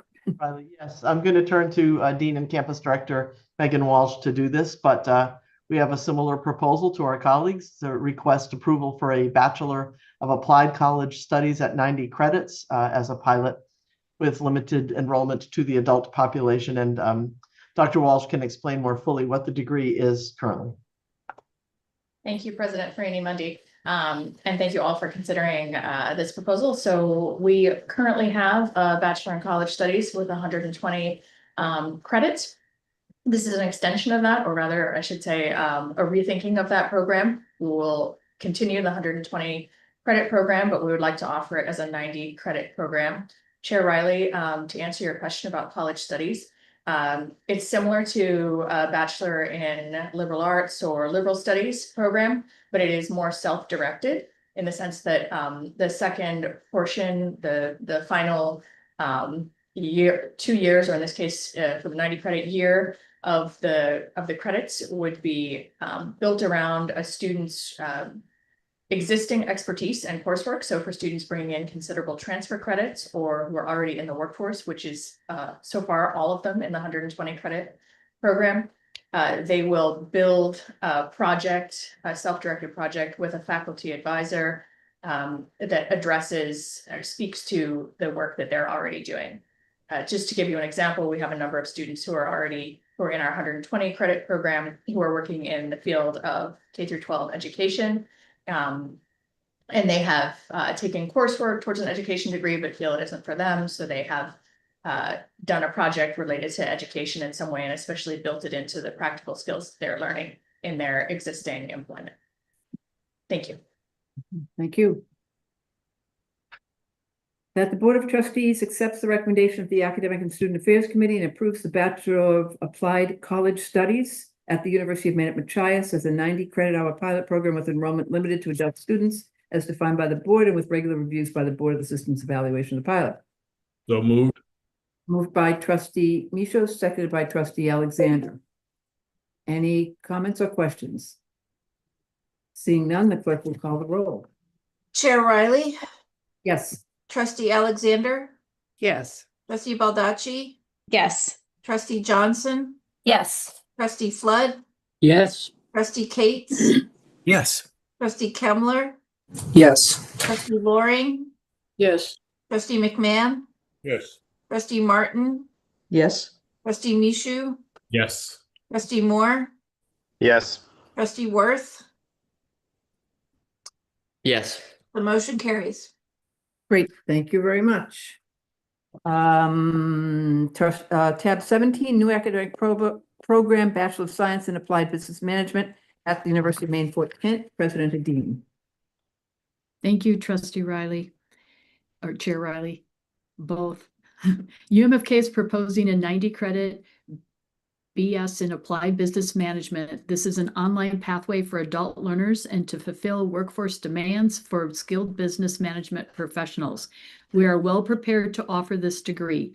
The business program currently has an online adult completion program. Thank you. I need to plug in my computer. Thank you. That the Board of Trustees accepts the recommendation of the ASA Committee and approves the Bachelor of Science in Applied Business Management at the University of Maine at Fort Kent as a 90 credit pilot program with enrollment limited to adult students as defined by the board and with regular reviews by the board of the systems evaluation of the pilot. Could I have a motion? Trustee Mishu, seconded by Trustee Alexander. Comments or questions? Seeing none, the clerk will slowly call the roll. Slowly call the roll. Chair Riley. Yes. Trustee Alexander. Yes. Trustee Baldacci. Yes. Trustee Johnson. Yes. Trustee Flood. Yes. Trustee Cates. Yes. Trustee Kemmler. Yes. Trustee Loring. Yes. Trustee McMahon. Yes. Trustee Martin. Yes. Trustee Mishu. Yes. Trustee Moore. Yes. Trustee Worth. Yes. Motion carries. Great, thank you very much. And that brings us to the academic program, Bachelor of Sciences in Applied Business Management. Nope, Bachelor of, I'm at the Master of Education at University of Maine at Farmington. Am I not? That's correct. Okay, sorry. President McDonald. Glad to speak to that program. As you know, UMF has a long history of addressing the teacher shortage in Maine with both undergraduate programs, our traditional undergraduate programs, our newer programs for adult completers, which largely serve ed techs, and our graduate programs. And this particular graduate program would allow us to do several things. It would allow us to, for those adult completers, the ed tech students who need more education, would allow them to continue into a master's program. It would allow also our students who do not major in education, major in some other field, to move into the teacher career and teach in the secondary area. And it allows us to continue with our traditional students who need more education and guidance to retain them as teachers. So for all of those reasons, this graduate program would serve our students. Thank you. That the Board of Trustees accepts the recommendation of the Academic and Student Affairs Committee and approves the Master of Education at the University of Maine at Farmington. Could I have a motion? So moved. Trustee Mishu, seconded by Second. second. Thank you. Comments or questions? Seeing none, the clerk will call the vote. Chair Riley. Yes. Trustee Alexander. Yes. Trustee Baldacci. Yes. Trustee Johnson. Yes. Trustee Flood. Yes. Trustee Cates. Yes. Trustee Kemmler. Yes. Trustee Loring. Yes. Trustee McMahon. Yes. Trustee Martin. Yes. Trustee Mishu. Yes. Trustee Moore. Yes. Trustee Worth. Yes. Motion passes. And with that, we have just approved our first pilot programs in 90 credit hours, moving us into a new era of responding to workforce needs, but in a way that is limited and focused and will be evaluated. And it's an exciting new initiative. So thank you. Trish, could I say Absolutely. something? Absolutely. I just want to thank the trustees for working with us on these proposals. I know it was a new idea and a new concept, and we did our best to keep you informed as it was being developed throughout New England. I think these are very, very important steps that we've taken, not unlike our direct admit and other programs that we've established. And I just want a heartfelt thank you to the trustees. I also want to point out that Jeff St. John has done just spectacular work, and the presidents whose universities are been granted this ability. Again, fantastic work on their part. I know change is hard, but in the academic world that we live in today, change is necessary. And this is a good step toward that. So thank you ever so much. Trustee Cates. Thank you. Just a question about the evaluation timing. I know it's not contained as part of any of the motions, but is there any anticipation yet about how quickly each of these programs will be reviewed and how they'll be reviewed and how we will hear back about that? Yes, there is. I'm happy to report on that quickly, Trustee Cates. So as trustees will recall, we still require approval from our accreditor, NECHI. The chancellor secured us several months ago a spot on the November commission meeting for NECHI. So I will submit a report on behalf of the system mid-October in advance. It's called a substantive change report that would then allow us to be considered by the commission. If approved, we would most likely launch, depending on the president's preferences, these programs in summer or fall of next year. So because there's a lag between the November meeting of the commission and our receipt of a letter confirming the outcome, it would be very difficult for us to start in the spring semester. So more realistically, summer 2026 is the starting point for these programs. We would then go through at least 1 to 2 semesters of the actual delivery of the program, updating the trustees along the way. But we have a system-wide group of campus-based assessment professionals. It's called the System-Wide Academic Assessment Committee, or SWAC. They've done quite a bit of work on behalf of the system over the last couple of years. They will be the group that I'll work with to bring forward, not only to develop the assessment protocol, which, responding to Trustee Alexander, will be uniform at the system level across the 5 programs, but then getting their help in developing the actual assessment and then working with them to report out, most likely through ASA and then on to the board from there. So to answer your question,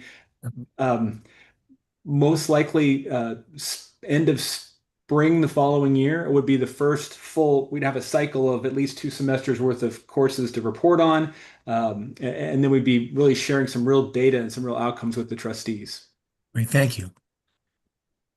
This is a work in progress, and we will continue to look. And I think, Chancellor, that it's been an important process of the board's engagement, raising questions and concerns, and a willingness to go forward with the understanding that this is a dramatic difference from our traditional undergraduate offerings. So the evaluation is really important, and it's an exciting initiative to sort of watch as it unfolds. If I could just say, and again, thank Jeff for all the work that he's done.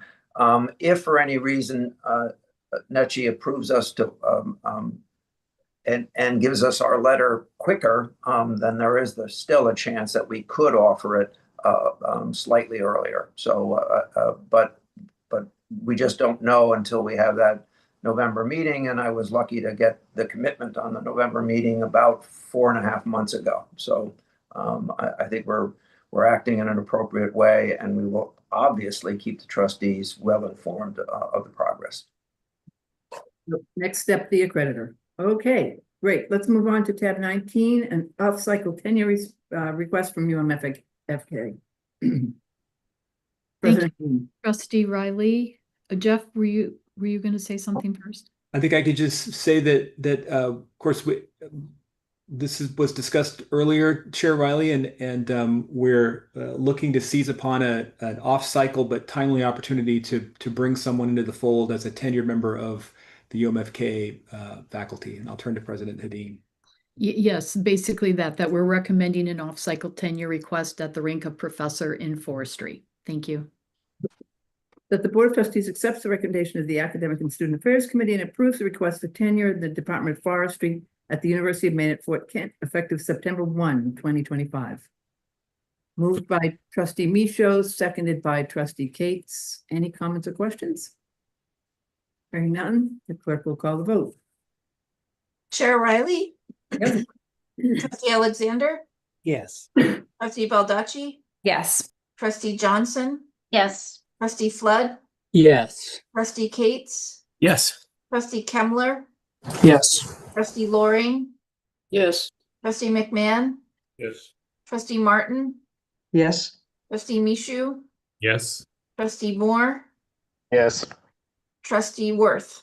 Yes. The motion carries. Great, thank you. Let me turn to President Edmondson on tab 20 for a review of the USM strategic vision and strategic plan. Thank you so much.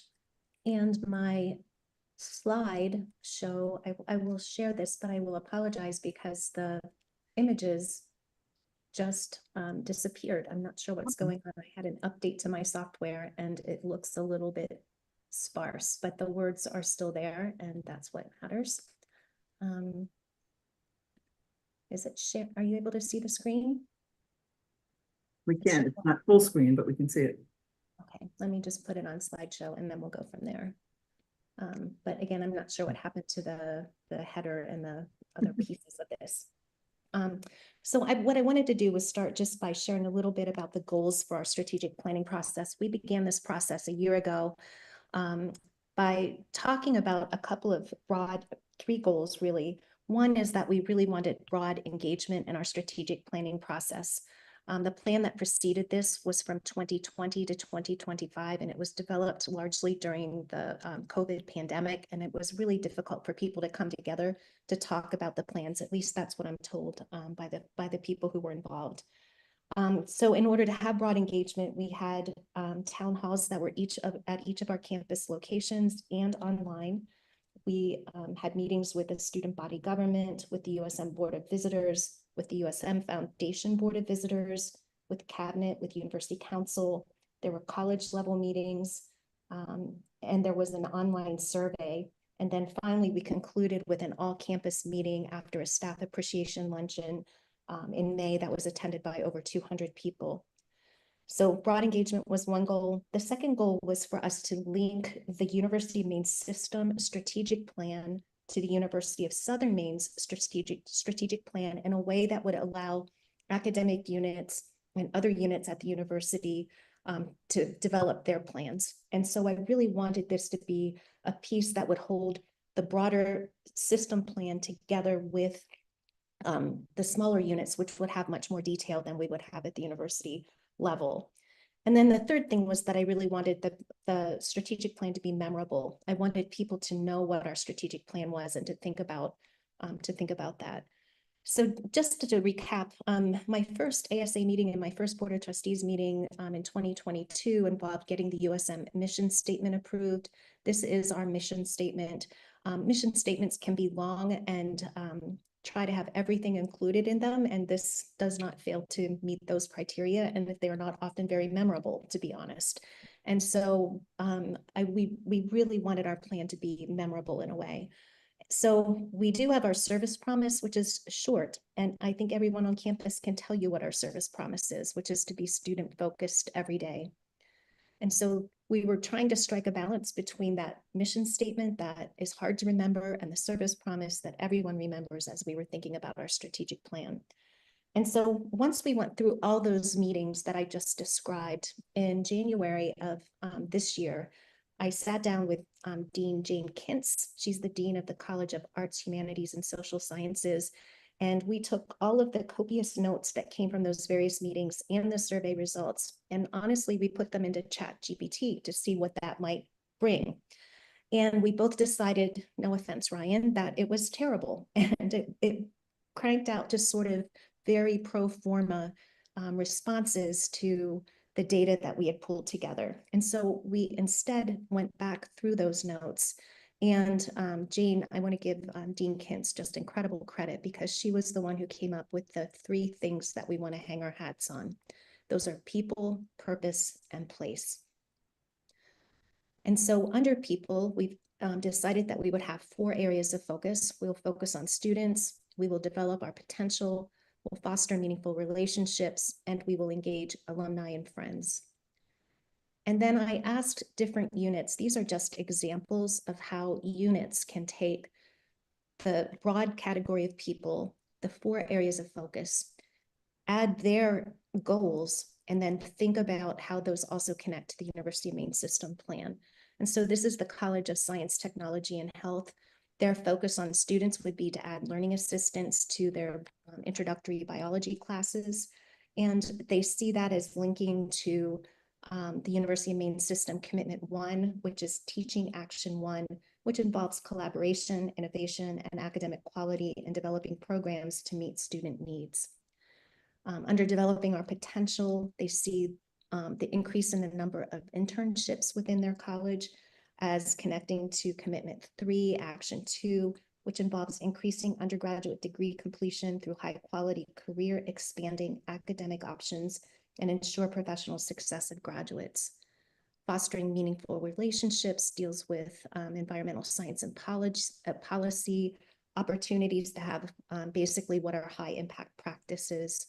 And some of the goals, like the last one, may not link specifically to a University of Maine system strategic planning goal, which is fine as well. But I think you'll find that most of the goals and activities that the colleges and the different units at the university have will link to those goals.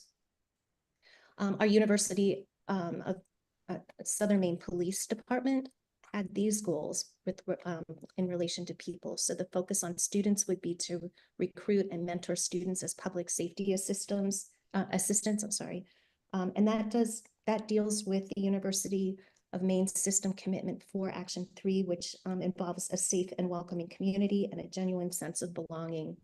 And then you'll see, I'm not going to read all of these to you, but I wanted you to get a sense of the examples. Developing officer capacity, collaborating with the Free Press, which is the student-run newspaper at USM, launching a podcast, which I love the name of, which is called Paw in Order. And again, that links back to the goal of having a safe and welcoming environment for everyone, and then establishing a safety advisory board. And then when we move on to purpose, the 4 areas of focus will be creating new knowledge, preparing informed citizens, being a public good, and making a better world. And here you'll see some more examples from the Science, Technology, and Health College. They want to institute undergraduate research in every major.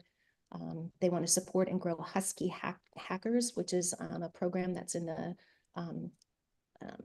college, and then the Cybersecurity Ambassadors, which is just a wonderful program that goes out and works with people in nursing homes and other community areas to help them understand online safety.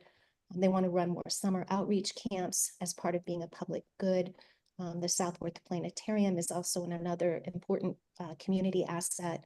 And then we have BioIn and biotech incubator work that we're doing. Finally, place, the 4 areas of focus are championing our communities, stewarding our resources, leveraging Maine's strengths, and cultivating pride in place. We have some examples here from student affairs, where they want to create and implement a community or common hour. Stewarding resources will involve wellness and a resource hub. Leveraging strengths from student affairs also involved place-based orientation and transition programs, and then also cultivating traditions and rituals at the university. And then the Career Employment Hub also had some examples with place, being an active partner in our communities by hosting events, partnering with employers that are directly tied to our student programming, which is our job shadowing programs, our paid internships. You heard much about those at the USM when we hosted the Board of Trustees meeting earlier this year. Stewarding our resources would involve expanding grant funding, partnering with the USM Foundation for Workforce Development, leveraging Maine's strengths, actively involving our employer advisory board, leveraging our geographic home in Southern Maine, cultivating a pride in place as it deals with our alumni connections, and showcasing student success. And so here they are all together: people, purpose, place, with the 4 areas of focus. And I hope the examples are just an illustration for you of how we'll be working in the year ahead to develop unit level plans that will intentionally link the University of Maine system plan to this particular strategic vision, and then the plans that individual units will have. And so with that, I will ask if there are any questions. And thank you. Questions, comments? I've got one if I could. Thanks, President Edmondson. I'm just not clear. First of all, that's a tremendous amount of work that's gone into that. It's very easily understandable the way you framed it. But what's the product going to be? What is there going to be a USM new strategic plan that's going to be a document which is going to include how, for instance, science, technology, and health is being involved and how the police department is being involved? Or is it just going to be this very short but succinct set of principles? And then, as you said, there are going to be various department iterations of that together or not together with the initial one. Can you address Yeah. that? Yes, thank you for that question. I do envision that in the year ahead, each unit will develop their plans and will compile them all in one place. So this is an overarching vision. And then the different unit plans, whether they're at the college level or the level of police, the university police or facilities, those will all be pulled together in one place so that we have evidence of all of the plans for each unit. Great, thanks. Trustee Alexander? I'm often interested in these very high level statements as to how they relate to the development of your budget. Is there anything that will not be done that's currently done? Is there things that you are going to require different departments to justify based on these priorities and the strategic plan? In other words, how does this document relate to the ongoing development of budgets and academic programs? Thank you. Sure. I think, and thank you for that question, Trustee Alexander. I think these will serve, so for example, I just yesterday received the plan from theater, and they're connecting to people, purpose, and place, and some of their plan involves hiring, hopes for hiring in the future. So it will help me to have all of that information in one place from each unit so that we can work with cabinet and others to make strategic decisions about budgets, about hiring, about programs that will continue or not. The other thing that has not gone away in July of 2023, when I realized what we were up against with our university budget, I put out a call for people to focus on the 5 R's. That was recruitment, retention, research, reputation, and revenue. I will be asking units to crosswalk their plans with those 5 R's as well, because I really see those 5 R's as the way we're managing our budget stewardship. So those will not be going away either. Any others? Any questions or comments? Okay, and it is nice to see it so pithy. Thank you. All right, well, let us move on. We are making amazing time and ask Vice Chancellor Ryan Lowe to bring us the Finance and Strategic AI update. Thank you, Madam Chair. I have a fairly brief report today, and then a number of action items. And so my focus this morning, or this morning still, will be on UMS investment results, which are positive. We're through the fiscal year, so I won't jinx myself by saying that out loud. The managed investment pool, with a market value of $384 million at the close of May, saw a gain of 3.3% for the month, a gain of 6.5% for the fiscal year to date. Our investment advisor here estimates that the MIP gained an additional 3.3% for the month of June. The pension fund is a market value of $16 million at the close of May. It saw a gain of 1.5% and 4.1% for the fiscal year to date, and we estimate an additional gain of 2.4% for the pension fund in June. And then finally, the operating fund had a May market value of $272 million, saw a gain of 1% for the month, a gain of 5.5% for the fiscal year to date, results in a net return of $13.1 million for the first 11 months. The portfolio has an estimated return of about 1.2% for the month of June, which would give us an estimated return of approximately $16 million for the fiscal year. This is 13.5 million over our annual net investment budget, return investment budget of 2.5 million.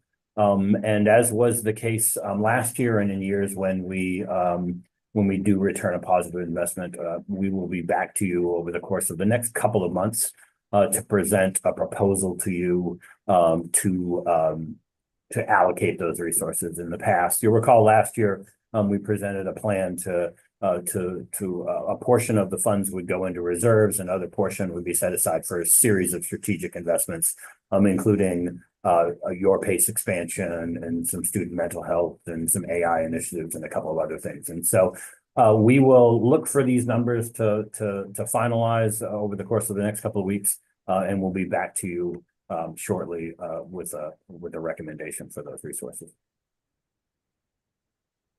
And that completes my report, Madam Chair. Happy to answer any questions on that.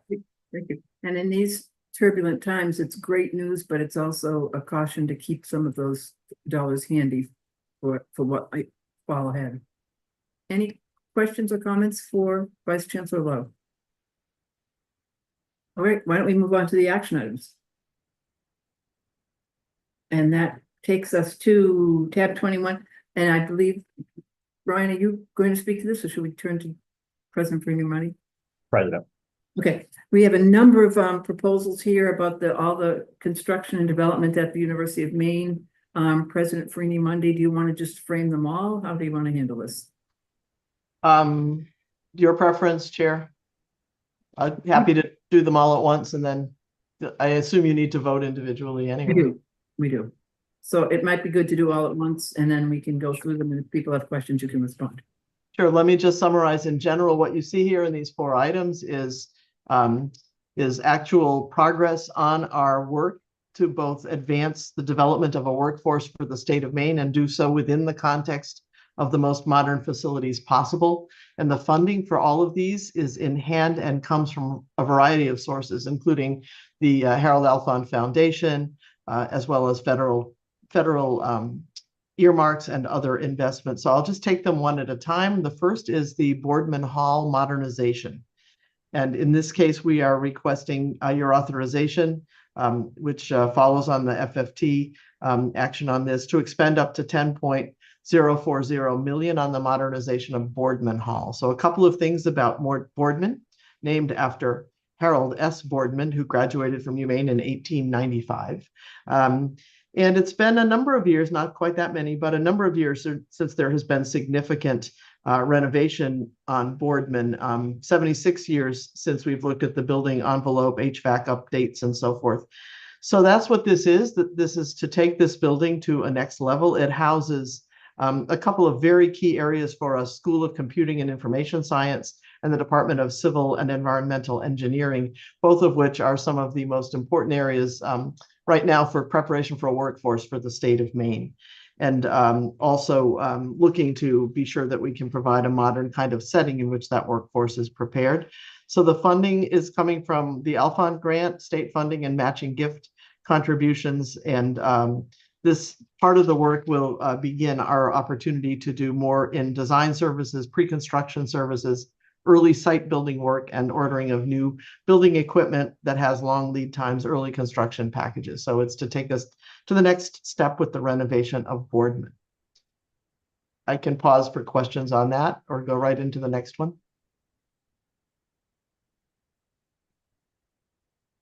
Want to do that? Any questions on Boardman? Okay, Darling Center. Thank you. The Darling Center, one of our most important off-campus resources, really. The Darling Marine Center is requesting with this resolution the authorization to expend up to $1.362 million, particularly for renovation of the Marine Culture Lab. And this is very tied to our efforts to work with the resilience of Maine's aquaculture industry. And so we're looking to keep this moving forward. This is a lab that allows students to be able to work on hands-on experiences in the lab and with lab studies of coastal and marine ecosystems. We engage there with fishermen, aquaculture entrepreneurs, marine industry professionals, community members. It's a very central resource for that part of Maine. And so we are looking now to renovate the lab, to establish infrastructure for a shellfish and kelp nursery there, to align with federal research requirements, upgrade the seawater system, pump system, macroalgae research space, HVAC, and so forth. This grant is coming from, part of the funding is coming from an SBA CDS from fiscal 24, secured by Senators Collins and King. Very grateful for that. And so we request your support of that modernization, again, to impact students and the workforce and the economy of the state of Maine. Great. Any questions or concerns about the Darling Center proposal? Okay, then we can go on to the agriculture forest experimentation. I think we've got one before that. Oh, sorry. Sorry. Forest Sorry, yep, sorry. Forest Biomaterials Innovation Center.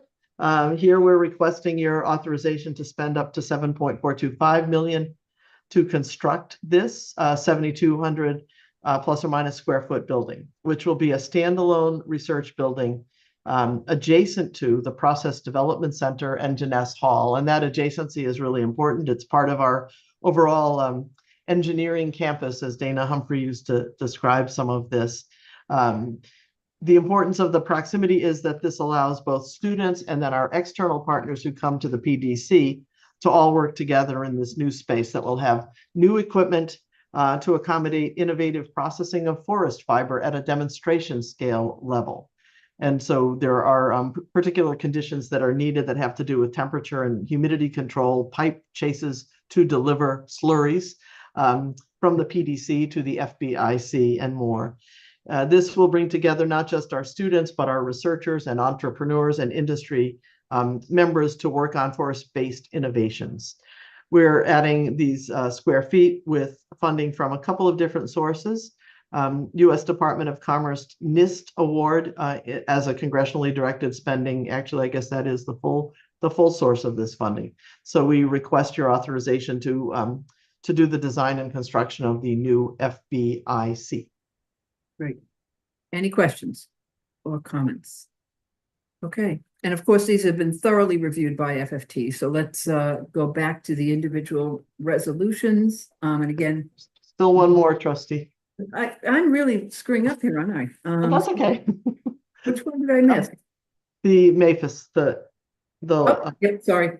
Analytical lab, just really quickly. So this one, again, authorization to spend up to $4.969 million to modernize this very important lab. It's an analytical lab and soil testing service that runs out of Deering Hall here on campus. They analyze soil, plant tissue, compost, manure, irrigation water, wood ash, fertilizers, organic residuals, and other materials, and then provide those services at reasonable prices to the public and to other researchers. This lab already has had statewide reach, and we need to modernize it. In 2023, they analyzed 21,000 samples from across New England, critical soil and plant analyses. So the funding comes from 2 NIST awards in 2024, secured by Senators Collins and King. One is for construction, one is for equipment. So we request your permission to move ahead with this. Thank you. That's all, Chair. Okay, I hope I still have the current agenda, but we'll keep plugging away. Thank you. Any questions on that? Okay, let's go back and do the resolutions. Tab 22, that the Board of Trustees accepts the recommendation of the FFT committee and authorizes the University of Maine system acting through the University of Maine to expand up to 10.4000 for the other modernization of Boardman Hall. This authorization includes funding for design and pre-construction services, early site and building work, procurement of long lead time equipment, and early construction packages. Can I have a motion? So moved. Michaud, seconded by Second. Trustee Kane. We're back in action. Any comments or questions? Clerk will take the vote. Chair Riley? Trustee Alexander? Yes. Trustee Baldacci? Yes. Trustee Kane? Yes. Trustee Johnson? Yes. Trustee Flood? Yes. Trustee Cates? Trustee Kemmler? Yes. Trustee Loring? Yes. Trustee McMahon? Yes. Trustee Martin? Yes. Trustee Mishu? Yes. Trustee Moore? Yes. Trustee Worth? Yes. The motion carries. Great. And the next, that the Board of Trustees accepts the recommendations of the FFT Committee and authorizes the University of Maine system acting through the University of Maine to expend up to 1.362 thousand for the Darling Marine Center Marine Culture Laboratory renovation to increase the resilience of Maine's aquaculture industry. Moved by Trustee Michaud, seconded by Second. Trustee Kane. Questions? Clerk will take the vote. Chair Riley, Yes.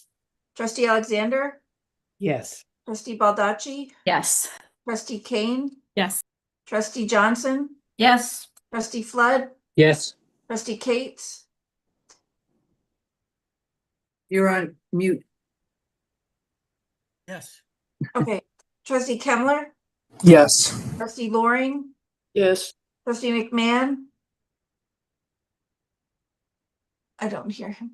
Trustee Martin, Yes. Trustee Mishu, Yes. Trustee Moore, Yes. Trustee Worth. Yes. The motion carries. Great. The Board of Trustees accepts the recommendation of the FFT to authorize the University of Maine system acting through the University of Maine to expend up to $7,425,000 for the design and construction of the new Forest Biomaterials Innovation Center Research Facility. Moved by Trustee Michaud, seconded by Trustee Kane. Second. Questions? Comments? Clerk will call the vote. Chair Riley, Yes. Trustee Alexander, Trustee Baldacci, Yes. Sorry. Yes.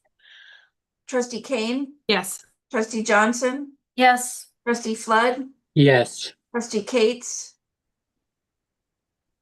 Yes. Okay, Trustee Kemmler, Yes. Trustee Loring, Yes. Trustee McMahon, Yes. Trustee Martin, Yes. Trustee Mishu, Yes. Trustee Moore, Yes. Trustee Worth. Yes. The motion carries.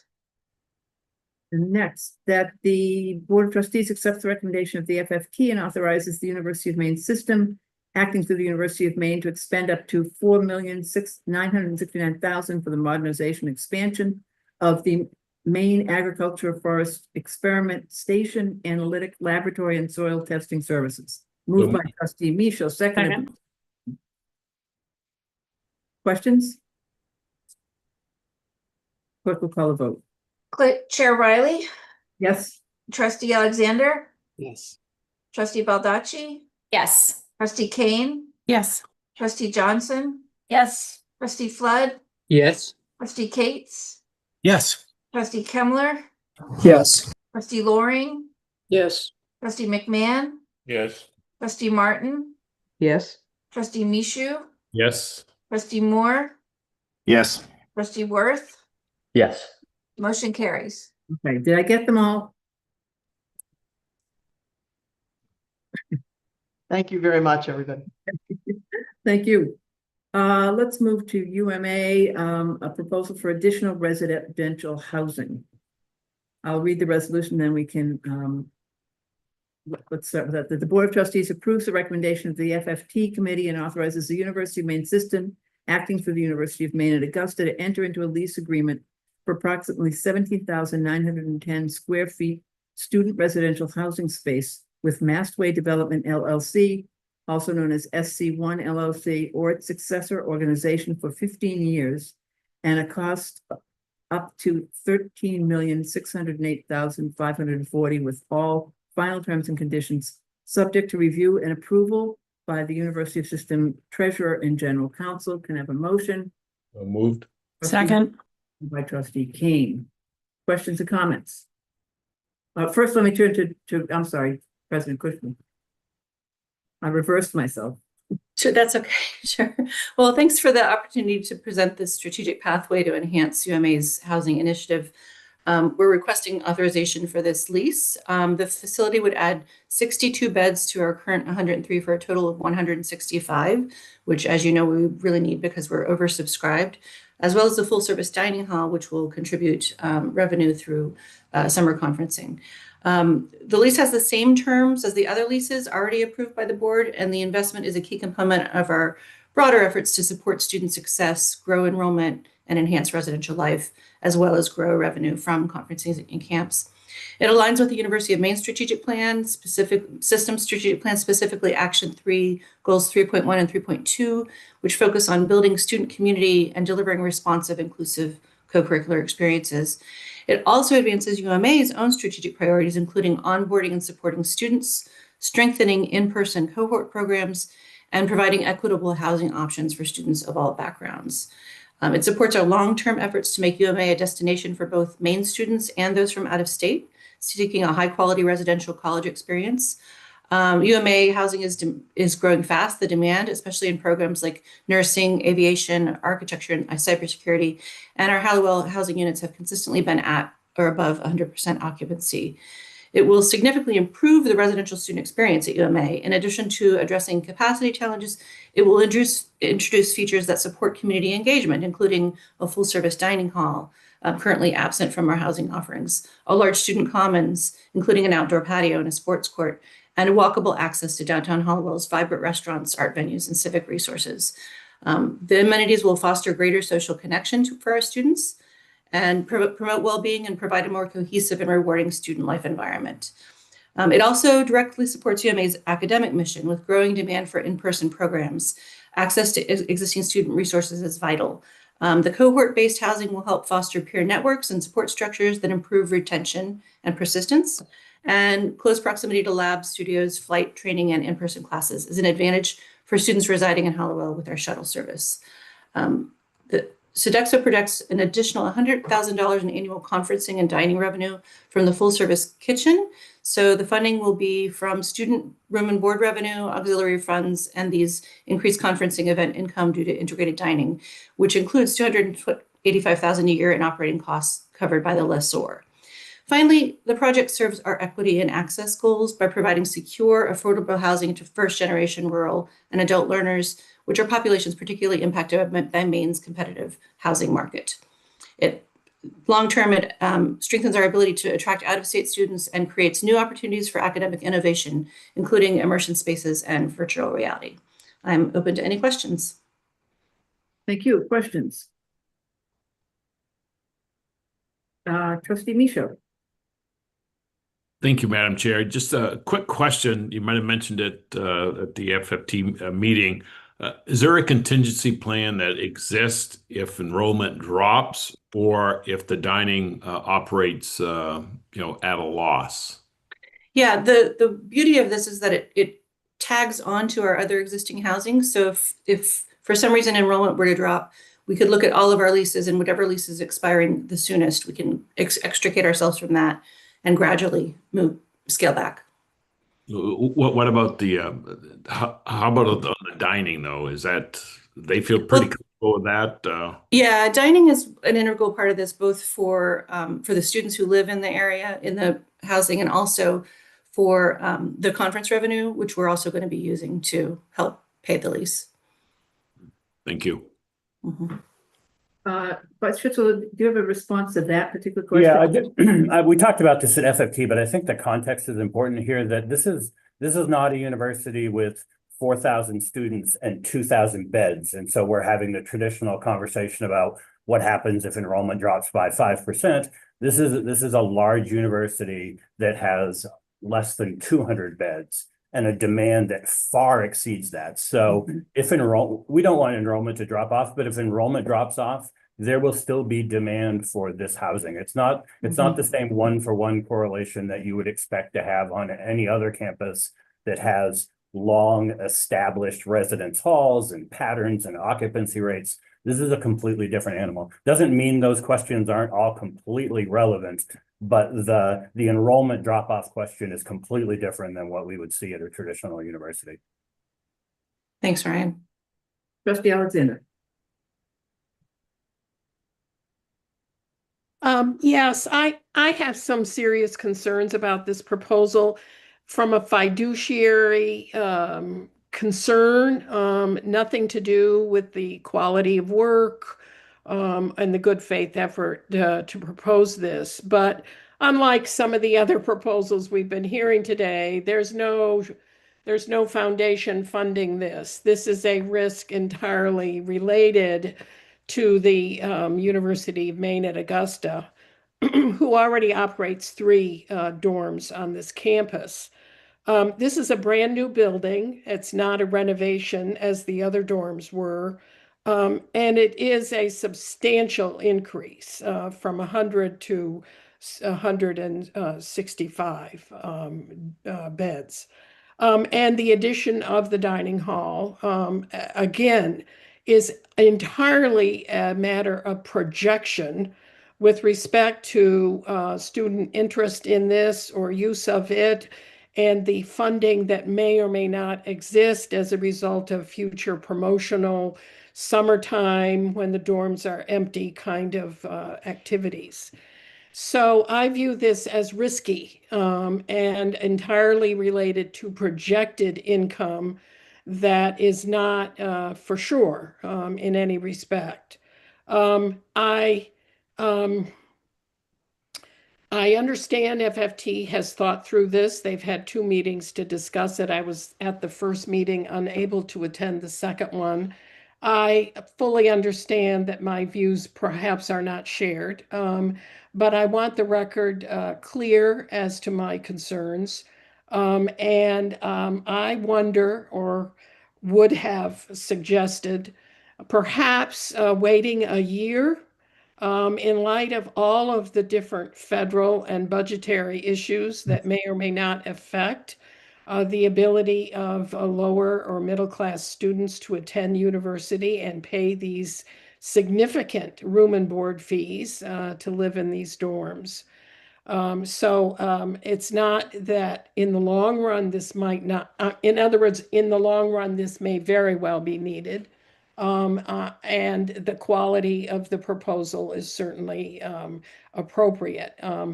I don't like relying on a 2018 agreement to continue to add more dorms and expenses.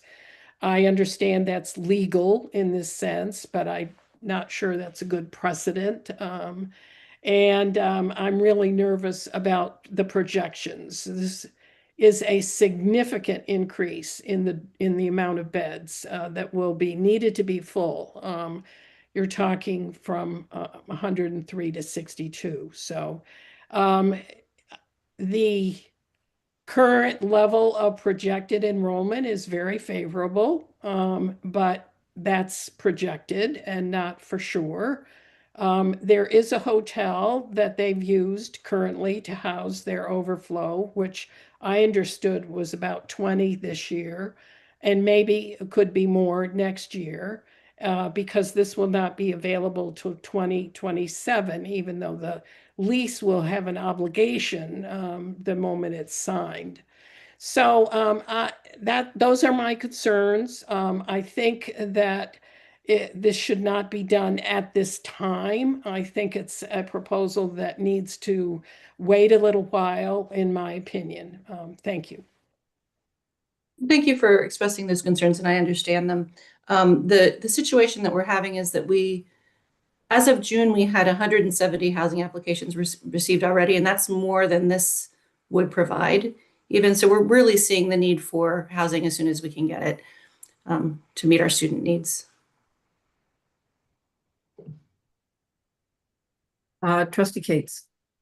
Thanks. I want to thank Trustee Alexander for her fiscal conservatism look at this whole thing. And I appreciate all the points she just made. But this has been well vetted at FFT and in several meetings outside of FFT. And frankly, I had many of the same concerns that Barbara has as we went through this. But I've been convinced that this does make sense at this time for a number of reasons. First of all, we need to remember we are not owning these buildings. We're not paying for the construction. These are leases only. Secondly, the developer who we're going to be dealing with has an excellent track record, not generally speaking just, but with us, because he's done a great job with the existing dorms. The concern about filling them, I think that Ryan's point is an excellent one. The demand is there. I hope that there'll be some preference given, frankly, to students who are in nursing and aviation and architecture and cybersecurity, because those tend to be students who are coming to us from out of the area and even out of state. But I think the project does make sense, and is has been pointed out, if the demand isn't there, these other three leases we have are expiring relatively soon on the calendar, and we can cut back the number of rooms as we go along, even with the inclusion of this new lease for those reasons. So again, thanks to Trustee Alexander for raising these concerns, and it's not black and white, but I think it makes sense on balance. Thanks. And I have to admit, I share many of the concerns, the Trustee Michaud's concern about the dining hall and Trustee Alexander's, given the demographic cliff we're facing. But I appreciate the hard work that FFT has done on this, that we can get out of the leases, although not without penalty. And that UMA is prepared to take on that obligation solely in its own budget. So I think the good work has been done to resolve what is a more risky proposal than some we see. Trustee Martin?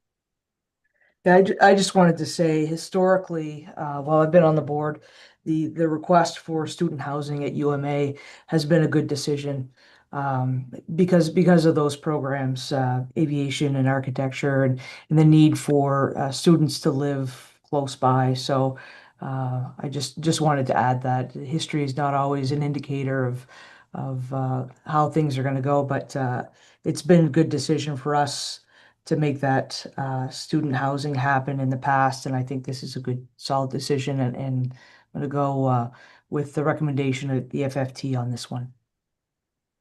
Any additional questions or concerns? Seeing none, the clerk will take the vote. Chair Riley, Yes. Trustee Alexander? Did we make the motion? Didn't we? Yes, We did? Okay, so long ago. I was like, what was it? I don't remember it. I apologize. Thank you. Okay. Did you get my vote? Trustee Alexander, no, I did not. No. Okay. Trustee Baldacci? Yes. Trustee Kane? Yes. Trustee Johnson? Yes. Trustee Flood? Yes. Trustee Cates? Yes. Trustee Kemmler? Yeah. Trustee Loring? Yes. Trustee McMahon? Yes. Trustee Martin? Yes. Trustee Michaud? Yes. Trustee Moore? No. And Trustee Worth. No. The motion carries. Great. Thank you very much. It's been a contentious discussion. We look forward to the next steps and staying close in touch with it. It is 12:01. We have a bit of an agenda left, but I have a suspicion everybody would be willing to power through and keep going. Okay, and so we shall. Let me move then to President Softly and the School of Law's comprehensive campaign. Thank you very much, Chair Riley. I would like to make the singular point. I've never had an opportunity to do this in my entire career. I am usually here at the board asking for money, or in my former career in the legislature asking for money. I just want to confirm that's true. All right, enough. And vouch, yeah. So today I am here asking you for authorization to raise money for Maine Law outside of the budget of the university. And I'm just hoping that on this occasion I could possibly get a smile out of the chancellor for not being here asking for more of the money that I want to remind everyone he promised me just before COVID hit. So no. All right, here we go. Pursuant to Board Policy 706, I am very excited to present Maine Law's proposal to launch a comprehensive campaign to raise funds for Maine Law. I think in a moment, Beth will share our PowerPoint, but I just want to go back through a little bit of history here. Maine Law has not been extensively involved in fundraising campaigns. The last several, 1995, Dean Pittigoff set up a campaign and raised $650,000. And in 2001 to 2003, Dean Corey raised almost $3 million. So we are 25 years later, and we have done an internal feasibility study. So now I'll ask Beth to pop there we go, right up onto the screen, and I'll take you through this pretty quickly. Okay, next screen. So in order to assure that we are ready to begin this comprehensive campaign, we've looked at where we are now. We're working on the strategic plan, which will be done by the end of the summer. We are working with Fundraising Council. We have a campaign budget. We have a steering committee that is very excited and ready to go. And we are about to begin what is known in campaign fundraising as the quiet phase. I have to tell you, this is a whole new learning experience for me.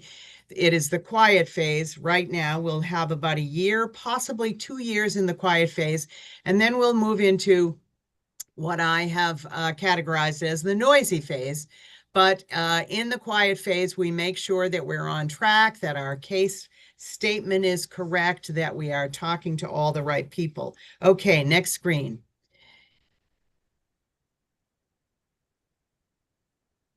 There we go. Well, back to the screen before. Orange should be orange in the middle. All right, here we go. This is fine. So I want to make sure that we are really capitalizing on the positive momentum at Maine Law. You all know that we have recently completed positively the accreditation cycle for a 10-year period. U.S. News and World Reports has recognized Maine Law as truly on the rise. The move to 300 4th Street has opened up all new avenues for Maine Law. We have a major gift director. He has engaged in more than 150 personal visits with folks who may be a part of our success. We have launched Founders Day, which this year, in just the course of about a week and a half, we raised somewhere around $70,000 just asking people to step up. We are building a comprehensive alumni engagement program. We are doing all kinds of new work with alumni, including returning to our alumni fall meetings, which is just going to be really exciting. We have brought back annual all-class reunions, which has been fascinating. We've got new members on the foundation board who are, I hate to say this, but they are younger, they are energetic, they have lots of great ideas, and giving at Maine Law has gone up steadily over the last 3 years. Okay, next. This is the early success of our silent campaign. As you can see, we have some pledges already for the campaign, and this screen shows you the 5 major components of our requests for contribution.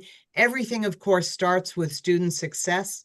And as you know, our next priority is faculty support. I'm working with the chancellor and with Ryan right now on some great ideas for recruitment and retention of faculty. Then of course, we have the facilities. We're working with the center itself. The clinics at Maine Law are just amazing. People want to help us. And of course, there's the annual fund. And next, Beth. So the quiet phase will go through either June of next year or June of the following year, depending on how well we are able to be successful in this first phase. As you all know, probably more than most, this is a period of uncertainty. People are watching the market all the time. We do not know how this is going to go in the quiet phase, so we're giving ourselves a little bit of room to make sure we can bring some success before we launch the big campaign itself. And next screen. So here you see the ultimate goal is $10 million. We're hoping to do that over a 5-year period. We will launch the public campaign next summer or the following summer, having had great success along the way in the quiet campaign. And next screen.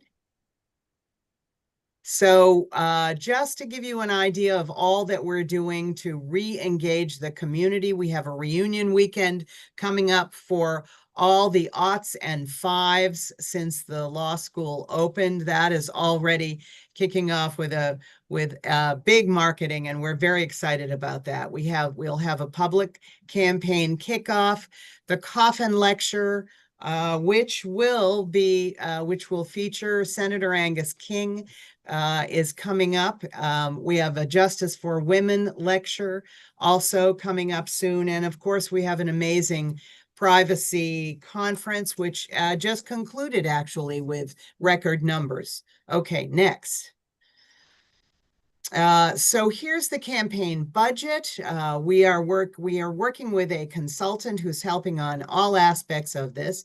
We'll have a campaign kickoff event. We will have celebrations at various points, and we have actually put into the budget sufficient funding to make sure we're doing that. And I want to, again, I think I've already talked to you about this a year or more ago. The Chancellor and Ryan and the board started talking about a small campus initiative around fundraising. It will make a huge difference for us. It is allowing us to bring in several applications that allow us to stay in touch with everybody we need to be in touch with through this process, and to know where we're doing well and where we need to reach out again. I'm really grateful for the Small Campus Initiative, and that's going to be a big help. And next. And here is our campaign steering committee, which you can see holds a number of dignitaries. Peter Mills will be our honorary chair. Pat Scully, who is on the foundation, will be the chair. We have a number of faculty, a number of members of the committee itself, and we are getting ready to launch. And I think that's all I have to say on that particular topic. Happy to answer any questions. Questions? I take it we should be afraid of your phone calls, Lee. They tell me that at this point, when I call and say, let's have lunch, there's got to be a lot of groaning. But the Chancellor has promised to come to those lunches with me. So, you know, I think that it could be nothing but fun from here on in. Trustee Moore. Yes, is that something you would stay in touch with the steering committee after you retire, or is that you completely exit stage left afterwards? I am hoping to have my feet in sand somewhere warm for about 5 years, John. So you can reach me, but it really depends on the cell phones. But think how much she can give when she retires. Oh. I didn't quite follow the Small Campus Initiative and how it relates to your fundraising. So this particular small campus initiative allowed each of the smaller campuses a little over $100,000. But we had to demonstrate what we were going to use them for and how we would have produce real value. So in our case, Maine Law proposed to use its share of the Small Campus Initiative for several applications that allow us to stay in touch with our alumni and that allow us to do some fundraising marketing, which we don't already do, and to make sure we have our consultants with us throughout this period of time. And it's just without that, you know what our budget looks like. It was going to be tight. So this is just wonderful. Okay, great. Thank you. Any further questions or comments? The resolution that the Board of Trustees accepts the recommendation. John has his hand up. Trish. John, are you back? I'm sorry. No, I just want to say congratulations on this initiative. I think it's absolutely where we should be doing things, and I wish you the best, even if you are going to have your feet in the sand. Thank you, John. Trustee Worth. Just a quick curiosity question. Is there any projected overlap between these fundraising efforts and fundraising efforts of, say USM Foundation or anything like that, that should be taken into consideration, or is it kind of separate pools of, prospective donors? I'm so glad you asked, Riley. So the way that we are handling this, because Maine is a small state and we have to be really careful about stewarding our donors. So all of our fundraising experts are getting together and have already begun to do that. So Jeff Mills from the University of Maine, Corey Haskell from USM, Seth Goodall will be involved with us, and then of course Chris Riley. And all of us are working together to make sure, number one, that we're not stepping on each other's toes or on each other's donors. And that's actually a very sensitive topic. So we are being candid and we are all working together. The other thing we're doing, we're going to have to work together on throughout all of this, and there will be overlap in our fundraising, is the fundraising for the new facility needs at 7 Custom House. The what I refer to as the backside of this building, it sees the ocean, so it's probably the front side of this building, but there are more funds to be raised there, and we will all work together to make that happen.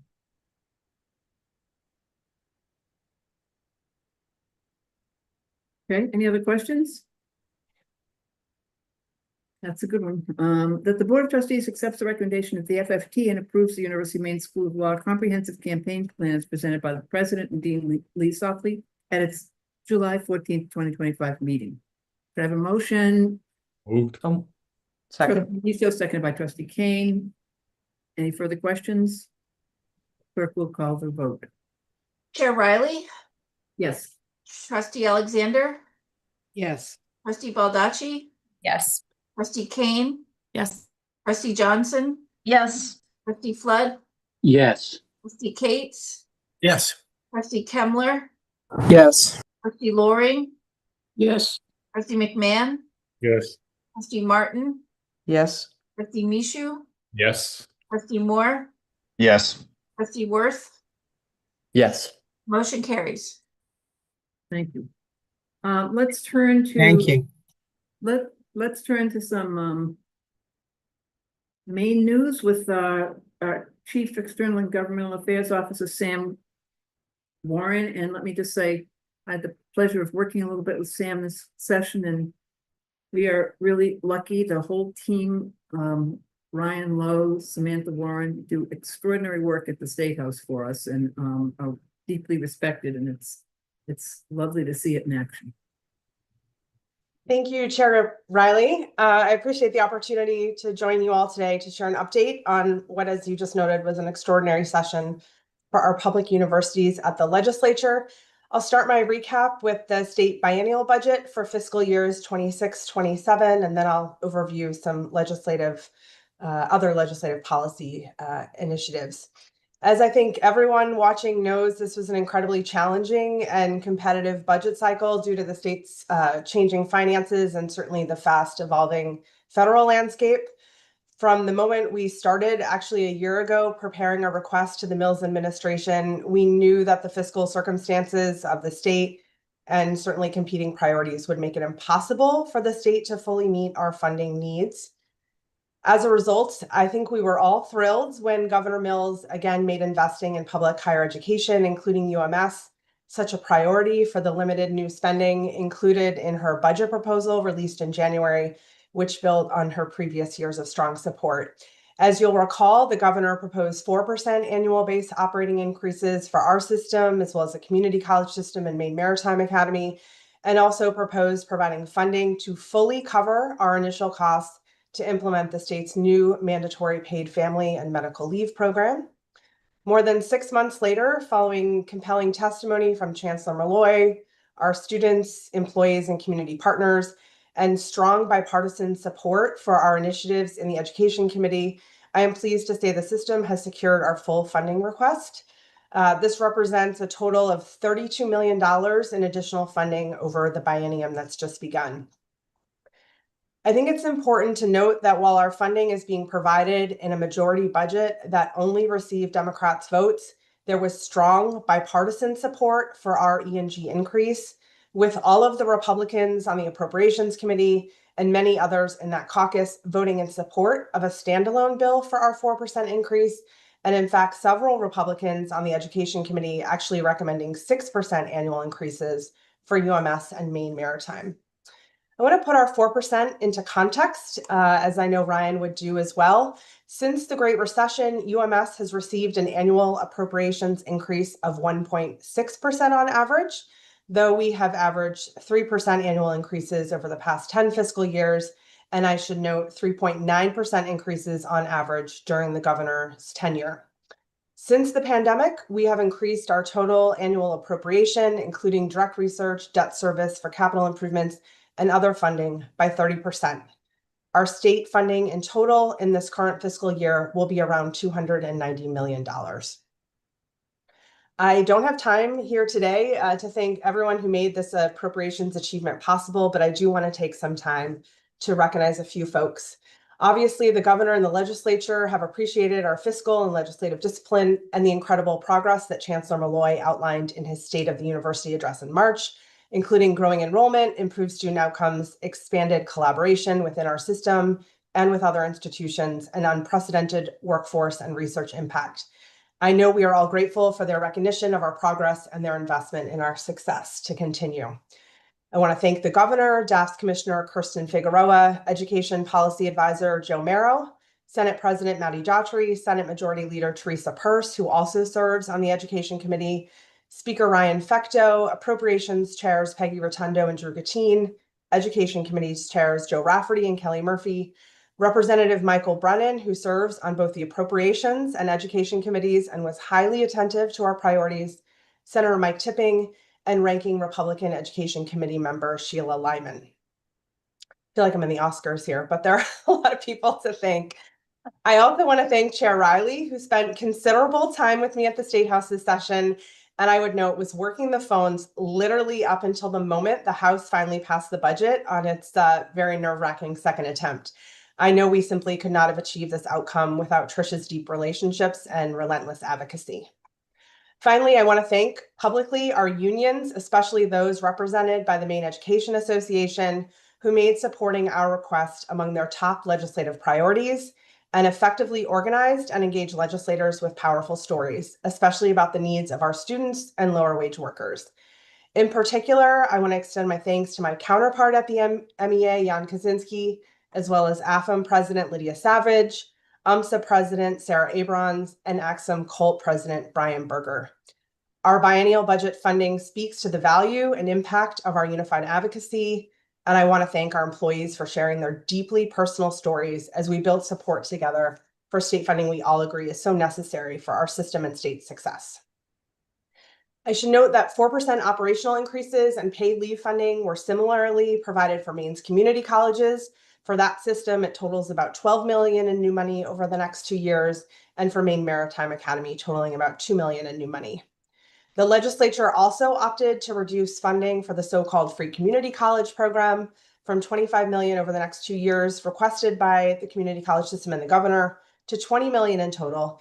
And they've opted to not make the program permanent at this time, though they did give that system latitude in determining student eligibility for those one-time free college funds. Additionally, $5 million requested by Maine Maritime Academy and the governor for capital improvements in Castine were not provided. As you know, while the budget bill has the broadest impact, there were nearly 2,000 other pieces of legislation introduced this session, and quite a few of them directly or indirectly affected our system and required our advocacy. I'm going to quickly highlight a few that I think are of greatest interest to the board and for which the final disposition has been determined. There are a number of others that are still in limbo. I would say that as a result of our system's engagement and leadership, we successfully codified in state statute a goal of increasing overall R&D spending as a percentage of Maine's GDP to the national average by 2030 and maintain that national average each year thereafter. As I think we've talked about before, Maine currently invests just 1.1% of its GDP in R&D, well below the national average of 3.6% and the New England average of 5.7%. Meeting the national average has been a goal continually set in the Measures of Growth report and in the recent Maine Innovation Economy Action Plan, which Vice Chancellor and President Farini Mundy led the development on. It is our hope that putting the spending goal in statute and requiring annual tracking and reporting of it by NDF will elevate its importance and Maine's progress, as has certainly been the case with the 60 by 2025 educational attainment goal, which was put into statute similarly in 2017. I want to thank Joan for partnering with me on this initiative, as it was our creative approach to maintaining momentum for R&D investment at a time when we knew the state might have lacked new resources. UMS also successfully upheld our competitive procurement process, including as it pertains to property sales and local food purchasing, authority to make decisions related to university admission, tuition, residency classification, priority course registration, and program offerings, as well as our ability to manage our property as we deem appropriate to promote our mission, public access, and safety, including on our research farms and forests and parking garages and lots.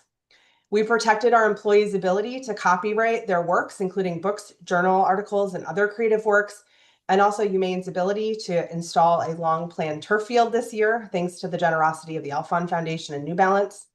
We helped expand access to the Educators for Maine program to those pursuing in-demand school counseling degrees, including through the University of Southern Maine, and preserved access to the nursing faculty loan repayment program, which has been instrumental in our recruitment and retention of qualified nursing faculty. We also secured funding for a 2-year pilot of an infrastructure engineering core that will leverage the Maine College of Engineering and Computing's tradition of excellence and Maine Sea Grant's deep connection to our coastal communities to deliver meaningful hands-on research and service learning for our students and solutions for our working waterfronts. Reflecting the growing reputation and statewide impact of the University of Maine School of Law that you just heard about from Dean Softly, there were an unprecedented number of bills related to Maine law this session. Several bills, albeit well-intended, would have required Maine law to launch new hybrid or entirely online JD programs and even a night law school in Bangor. We firmly, but friendly, I would say, dispatched with all but one of these bills, which we reworked into a system-led study to explore the feasibility of expanding access to high-quality legal education through distance learning, which is due in November of 2026. I know that was a lot. It was a lot this session. I would note that everything I just outlined is detailed on our government relations website at maine.edu/invest. Finally, as our longstanding practice, UMS did submit a bond bill, a $100 million request sponsored by Senator Teresa Peirce, with bipartisan co-sponsorship, including by now 2 candidates for governor. While the legislature will not send any bonds to voters this calendar year, our request had a very favorable hearing, and I especially want to thank Vice Chancellor Lowe and Trustee Cates for their efforts in that. If there is any potential path, next session, state bonding to help address our system's $1.8 billion in deferred maintenance and infrastructure investment need will likely be our system's top legislative priority. With that, I thank you for the time to update you and for your support of our advocacy program, and I'm happy to answer your questions. Thank you, Sim. Great report, and it definitely reflects the extraordinary number of bills you dealt with in addition to the budget. What a year. Questions for Sam? Trustee Worth. Thank you. Just a big thank you to Trish and Sam for the incredible amount of work and hours. I was at the State House for a separate job, and the amount of times I ran into them, I'm sure were far fewer than the amount of times they were actually there. So thank you for that. 2 questions, Sam. The first one is in regards to the folks that you said, we're pushing for perhaps a 6% or we're very supportive of the 4%. Were there any big themes that they were focusing on? I'm sure it's a mix of all of the above, but were there any themes of the infrastructure backlog, of scholarships? What was resonating with lawmakers who were supportive of the 4 or 6%, and they were pushing for that? Yeah, thanks for the question. It was great to see you at the State House. We were definitely there more often than that, but it was great to see your familiar face there. I think, again, as I highlighted in my prepared remarks, I think folks like to invest in success, and I think it is very well known that this system is delivering for the state. Enrollment, student outcomes, research impact.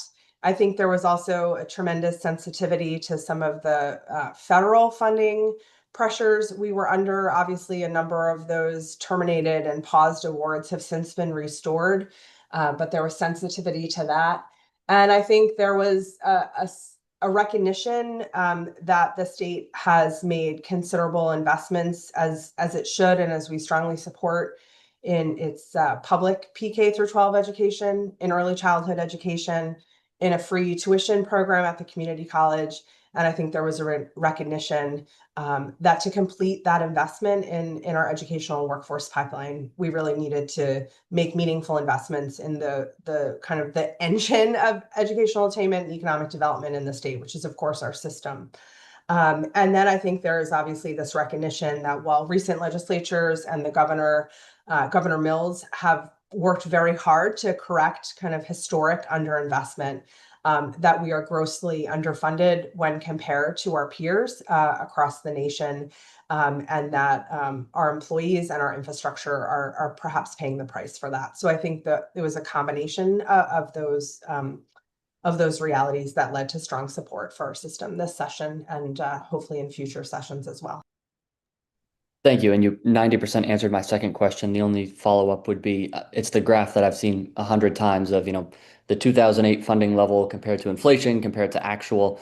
Do we know off the top of anyone's head where this recent funding puts us on closing that gap, maintaining a similar gap between inflation-adjusted expected appropriations versus where we actually are?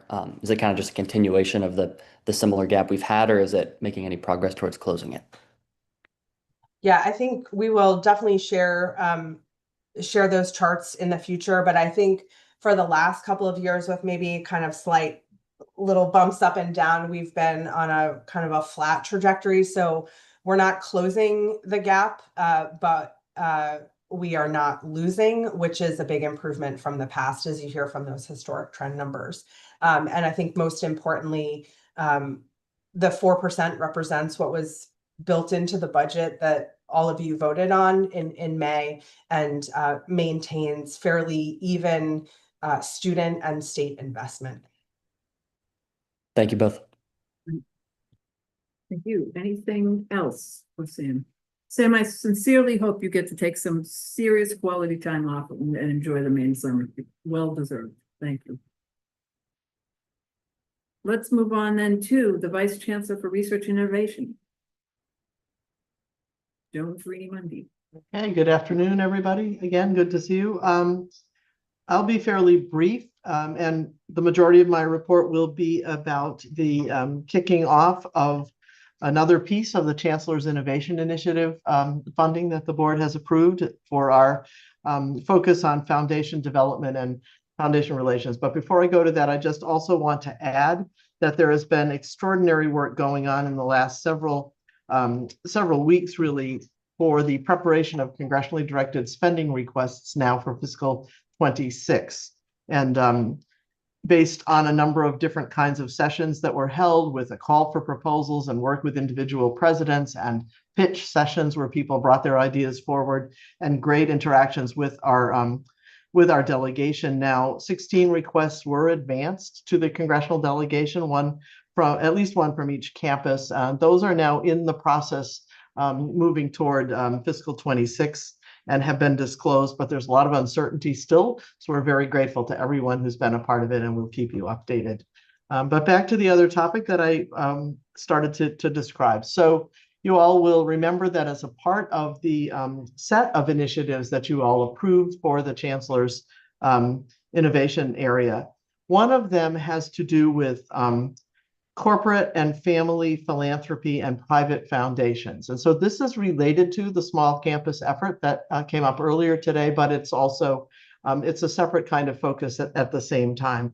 The system has not, in its time, as far as we can tell, had any kind of strategic or comprehensive approach to pursuing funding for projects, specific projects and initiatives from private foundations and corporate and family philanthropy, as I've mentioned. And so this initiative has been kicked off a little bit more slowly, perhaps, than we would have liked. It's been a busy semester, but we are about ready now to post a position for a director of foundation development and relations. And this person will need to work very closely, of course, with the presidents, with system representatives, with our foundations, because we want to be sure we're doing complementary work.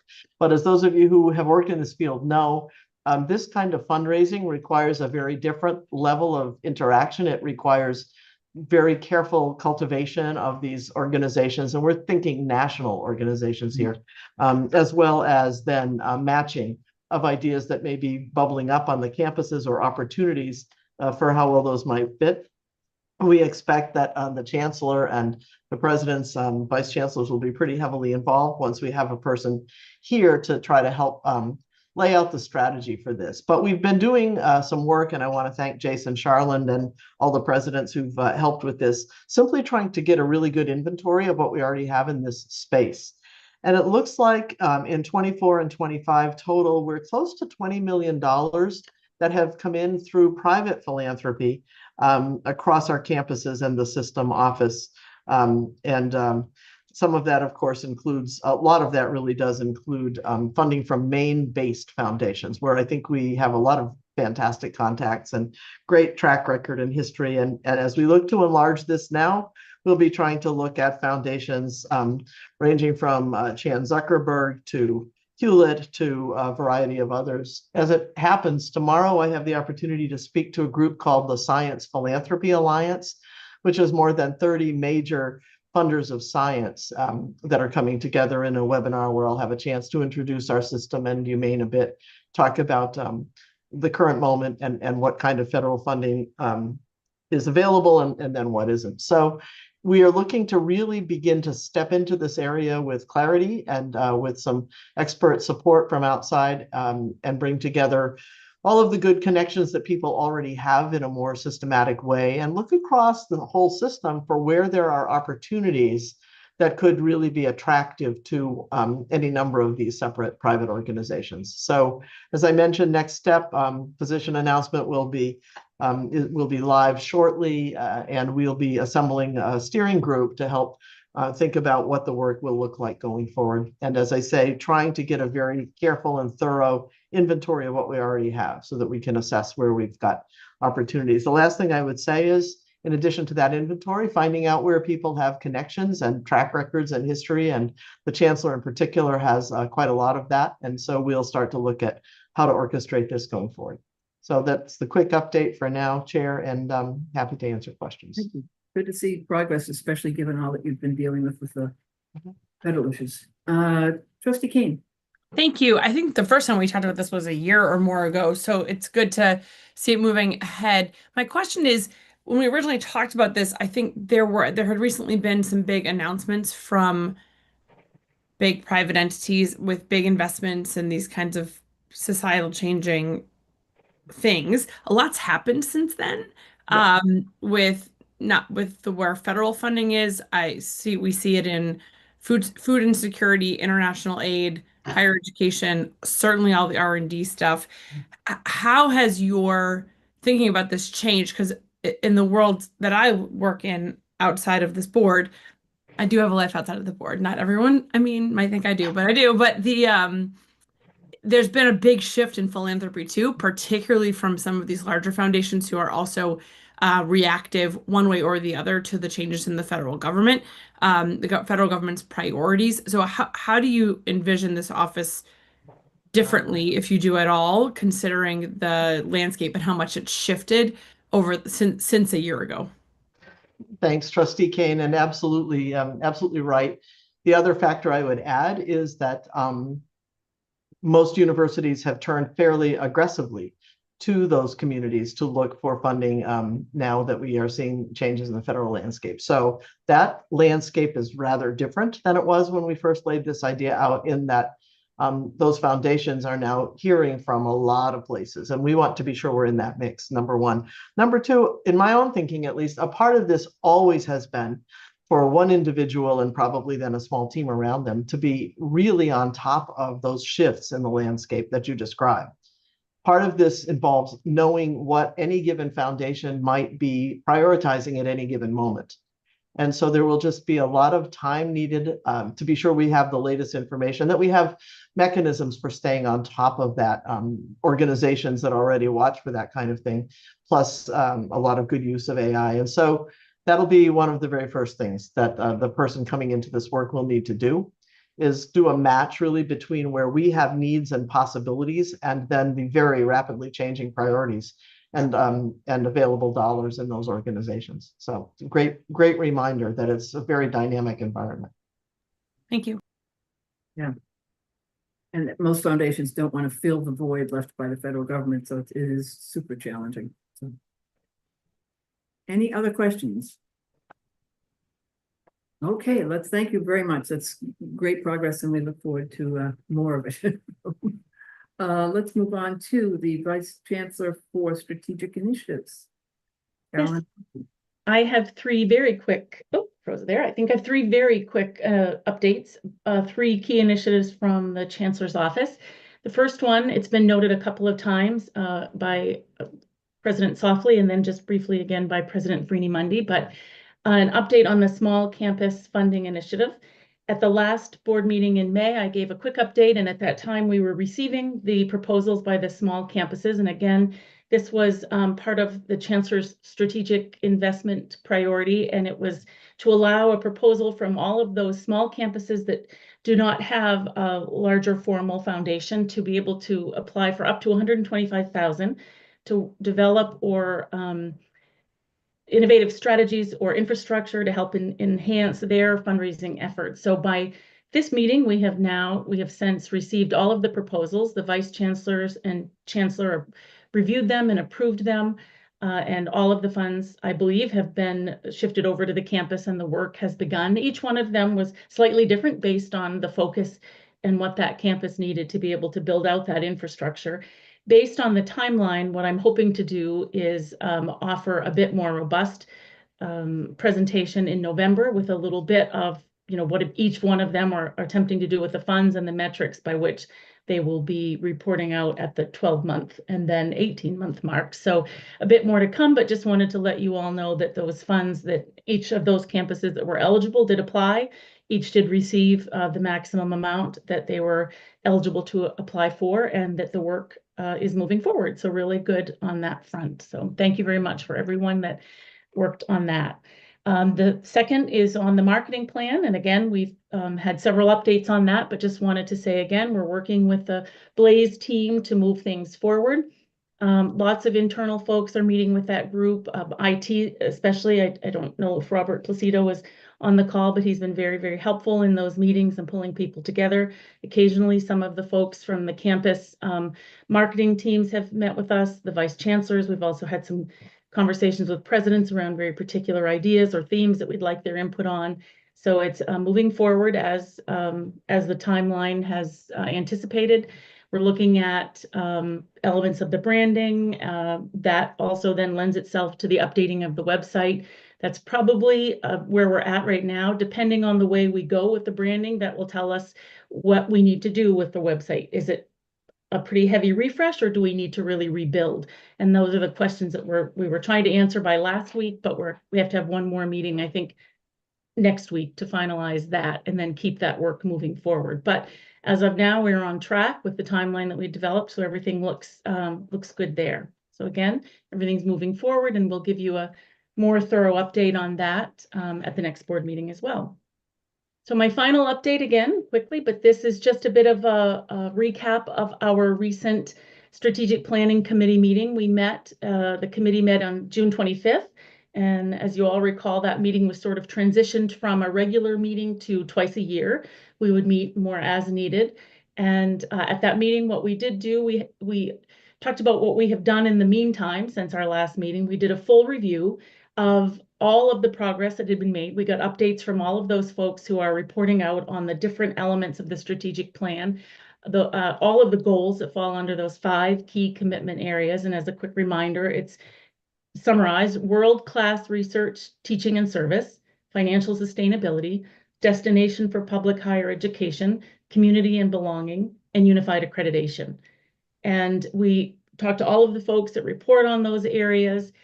We were able to look at what their successes have been and where they are, progress towards goal. And the lowest level was at 55% towards goal. The highest was at 100%, which is great considering the fact that we are just about halfway through the lifetime of this plan. So to say that we are, at least 55% through all of the areas, I think is a great benchmark to be at. Several of those, as you know, Trustee Kane, as the chair of that committee, worked through a process of looking at those different goals and assigning them to different committees that they report out at. So several of them will report out through FFT or ASA or HRLR committee. But a few of them do go through the strategic planning committee still. So we did take a look at those particular goals and offer some updates about those specifically during that committee meeting and gave some examples of what we're doing in those areas. And the last piece of the meeting is we sort of looked at kind of what are our next steps as a committee. And part of that work is going to be, because we're at the halfway mark, we thought it might be a good time to start to look ahead, look at the changes kind of in our national landscape in higher education and our universities, kind of our mission. And is it time to do a bit of a refresh and make sure that the direction that we're taking is still relevant? Is it a little too ambitious? Is it not ambitious enough? Is it responsive to our students, to our communities, to the workforce partners that we have? So we will begin to embark on just a bit of a questioning of the focus of this plan and making sure that it's still headed in the right direction. So that is kind of a quick Cliff Notes version of what we did at the meeting for those who were not able to attend, but I would love to open it up to the chair of the committee, Trustee Kane, or also Jeff St. John. And a quick thank you to Heather Ball in Jeff's office, who did a tremendous amount of work to get us ready for that committee meeting and prepared a lot of work. And also to Caleb Llewellyn, who helped us pull all of that together for the committee meeting. But Emily or Jeff, if you have anything you'd like to add, please. Carolyn, that was very thorough. Thank you. I was going to also thank Heather for her work prepping the meeting. I think the general approach is that the committees themselves, all the other committees, are doing really good work incorporating strategic planning outcomes and goals and priorities in their regular meetings. So in our regular meeting, we did not focus on those, just on the big picture balcony of where those are. We focused on our specific initiatives. And as Carolyn said, we'll be meeting in the fall. We're meeting on October 29th in the afternoon at 1 p.m. Eastern time for that next level conversation about being at the midway point and what the next phase, what kind of changes we need to make, adjustments, and a refresh on the process. So I think it'll be good, and it was a great meeting, and I appreciate everybody who participated and worked to make it a success. So my update really was 3 initiatives all going well, all on the correct timeline, and more robust updates to come at a future meeting. So, okay, great. Trustee Cates. You're on mute, Roger. You're muted. Sorry about that. Carolyn, just a question on fundraising and one on the market, if I could. First of all, the amount of money for each of the small campuses, I guess, has been determined. Is that an equal amount for each of those campuses that are participating in this? yes, they were all eligible to apply for up to $125,000. If for some reason someone didn't apply for that amount, we would take whatever amount was left over and divvy it up between, but everyone did apply for the full amount. Okay, and thanks. And then on the marketing, I was just not clear. So I know that there's a website refresh coming, and I think you said that was going to be dependent, at least in part, on whether there was going to be a rebranding of the system. And so if I heard that correctly. I think maybe, and I may have said it wrong, we are definitely rebranding the system. It's the website piece is whether it will be a more basic refresh of the system that we have, or will we have to completely rebuild the system that we have based on how much we have to do based on our rebranding. We were hoping we could go in and take the website that we have and give it kind of a facelift, but as we dig in, we may have to really start from scratch and build a brand new website, because we're hoping to make it much more user-friendly and be able to, those folks who come on thinking that they're going to be able to access one of our universities, make it a portal to be able to get to the universities much more easily. And we may need to do a bit more of a reconstruction of our website because of that. Thanks. And what's the general timeline for the rebranding effort? We had the first 90 days, had to do the math in my head, was for working basically on the rebranding, and that is ending this month in July. And then the next 90 days is taking that and moving it into the website refresh. So we're just wrapping up on the coming close to the end of the rebranding phase, or where we would make the decisions on what the rebranding would look like. So we'll be bringing something that to you all very soon. Thanks very much. Trustee, I'm very surprised that you didn't put your hand up to ask who it was that has the 100% completion of the strategic plan goals, because it does happen to be you and Vice Chancellor Lowe. So when your hand went up very quickly, I thought for sure that's what you were going to ask. The FFT committee is made up of all very modest people, so none of us were going to raise it. Also, we definitely handed out gold stars at the strategic plan meeting, so it's all good. Any other questions or concerns? Great, and we look forward to more updates. That's great. Okay. As everybody knows, Vice Chair Eames has retired from state government and is on a well-deserved vacation. So in her absence, let me take the consent agenda. I move for the Board of Trustees to approve the consent agenda items, acceptance of the minutes and the item as forwarded from the June 25th, 2025 Finance, Facilities, and Technology Committee. The consent agenda items are tabs 31 and 33 in the meeting materials. Can I have a second?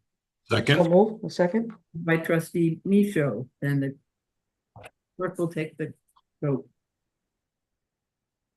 Chair Riley, Yes. Trustee Alexander, Yes. Trustee Baldacci, Yes. Trustee Kane, Yes. Trustee Johnson, Yes. Trustee Flood, Yes. Trustee Cates, Yes. Trustee Kemmler, Yes. Trustee Loring, Yes. Trustee McMahon, Yes. Trustee Martin, Yes. Trustee Michaud, Yes. Trustee Moore, Yes. Trustee Worth, Yes. motion carries. Great. And with that, we have completed our work in a record time, getting through this Zoom meeting. Our next meeting is September 14th and 15th. That will be at the University of Maine, hosted though by the University of Maine at Machias. So we will have a chance, since that campus is too small to host us, we will have a chance to see how that operation is now working. So look forward to that. And I certainly hope all of you have a chance to enjoy at least part of the Maine summer before a second semester, the new semester begins rather. So I guess we need no, we don't need a vote to adjourn. It's a real honest meeting. Okay, great. Thank you, everybody. Happy summer. Thanks, Trish. Bye. Bye. Thank you.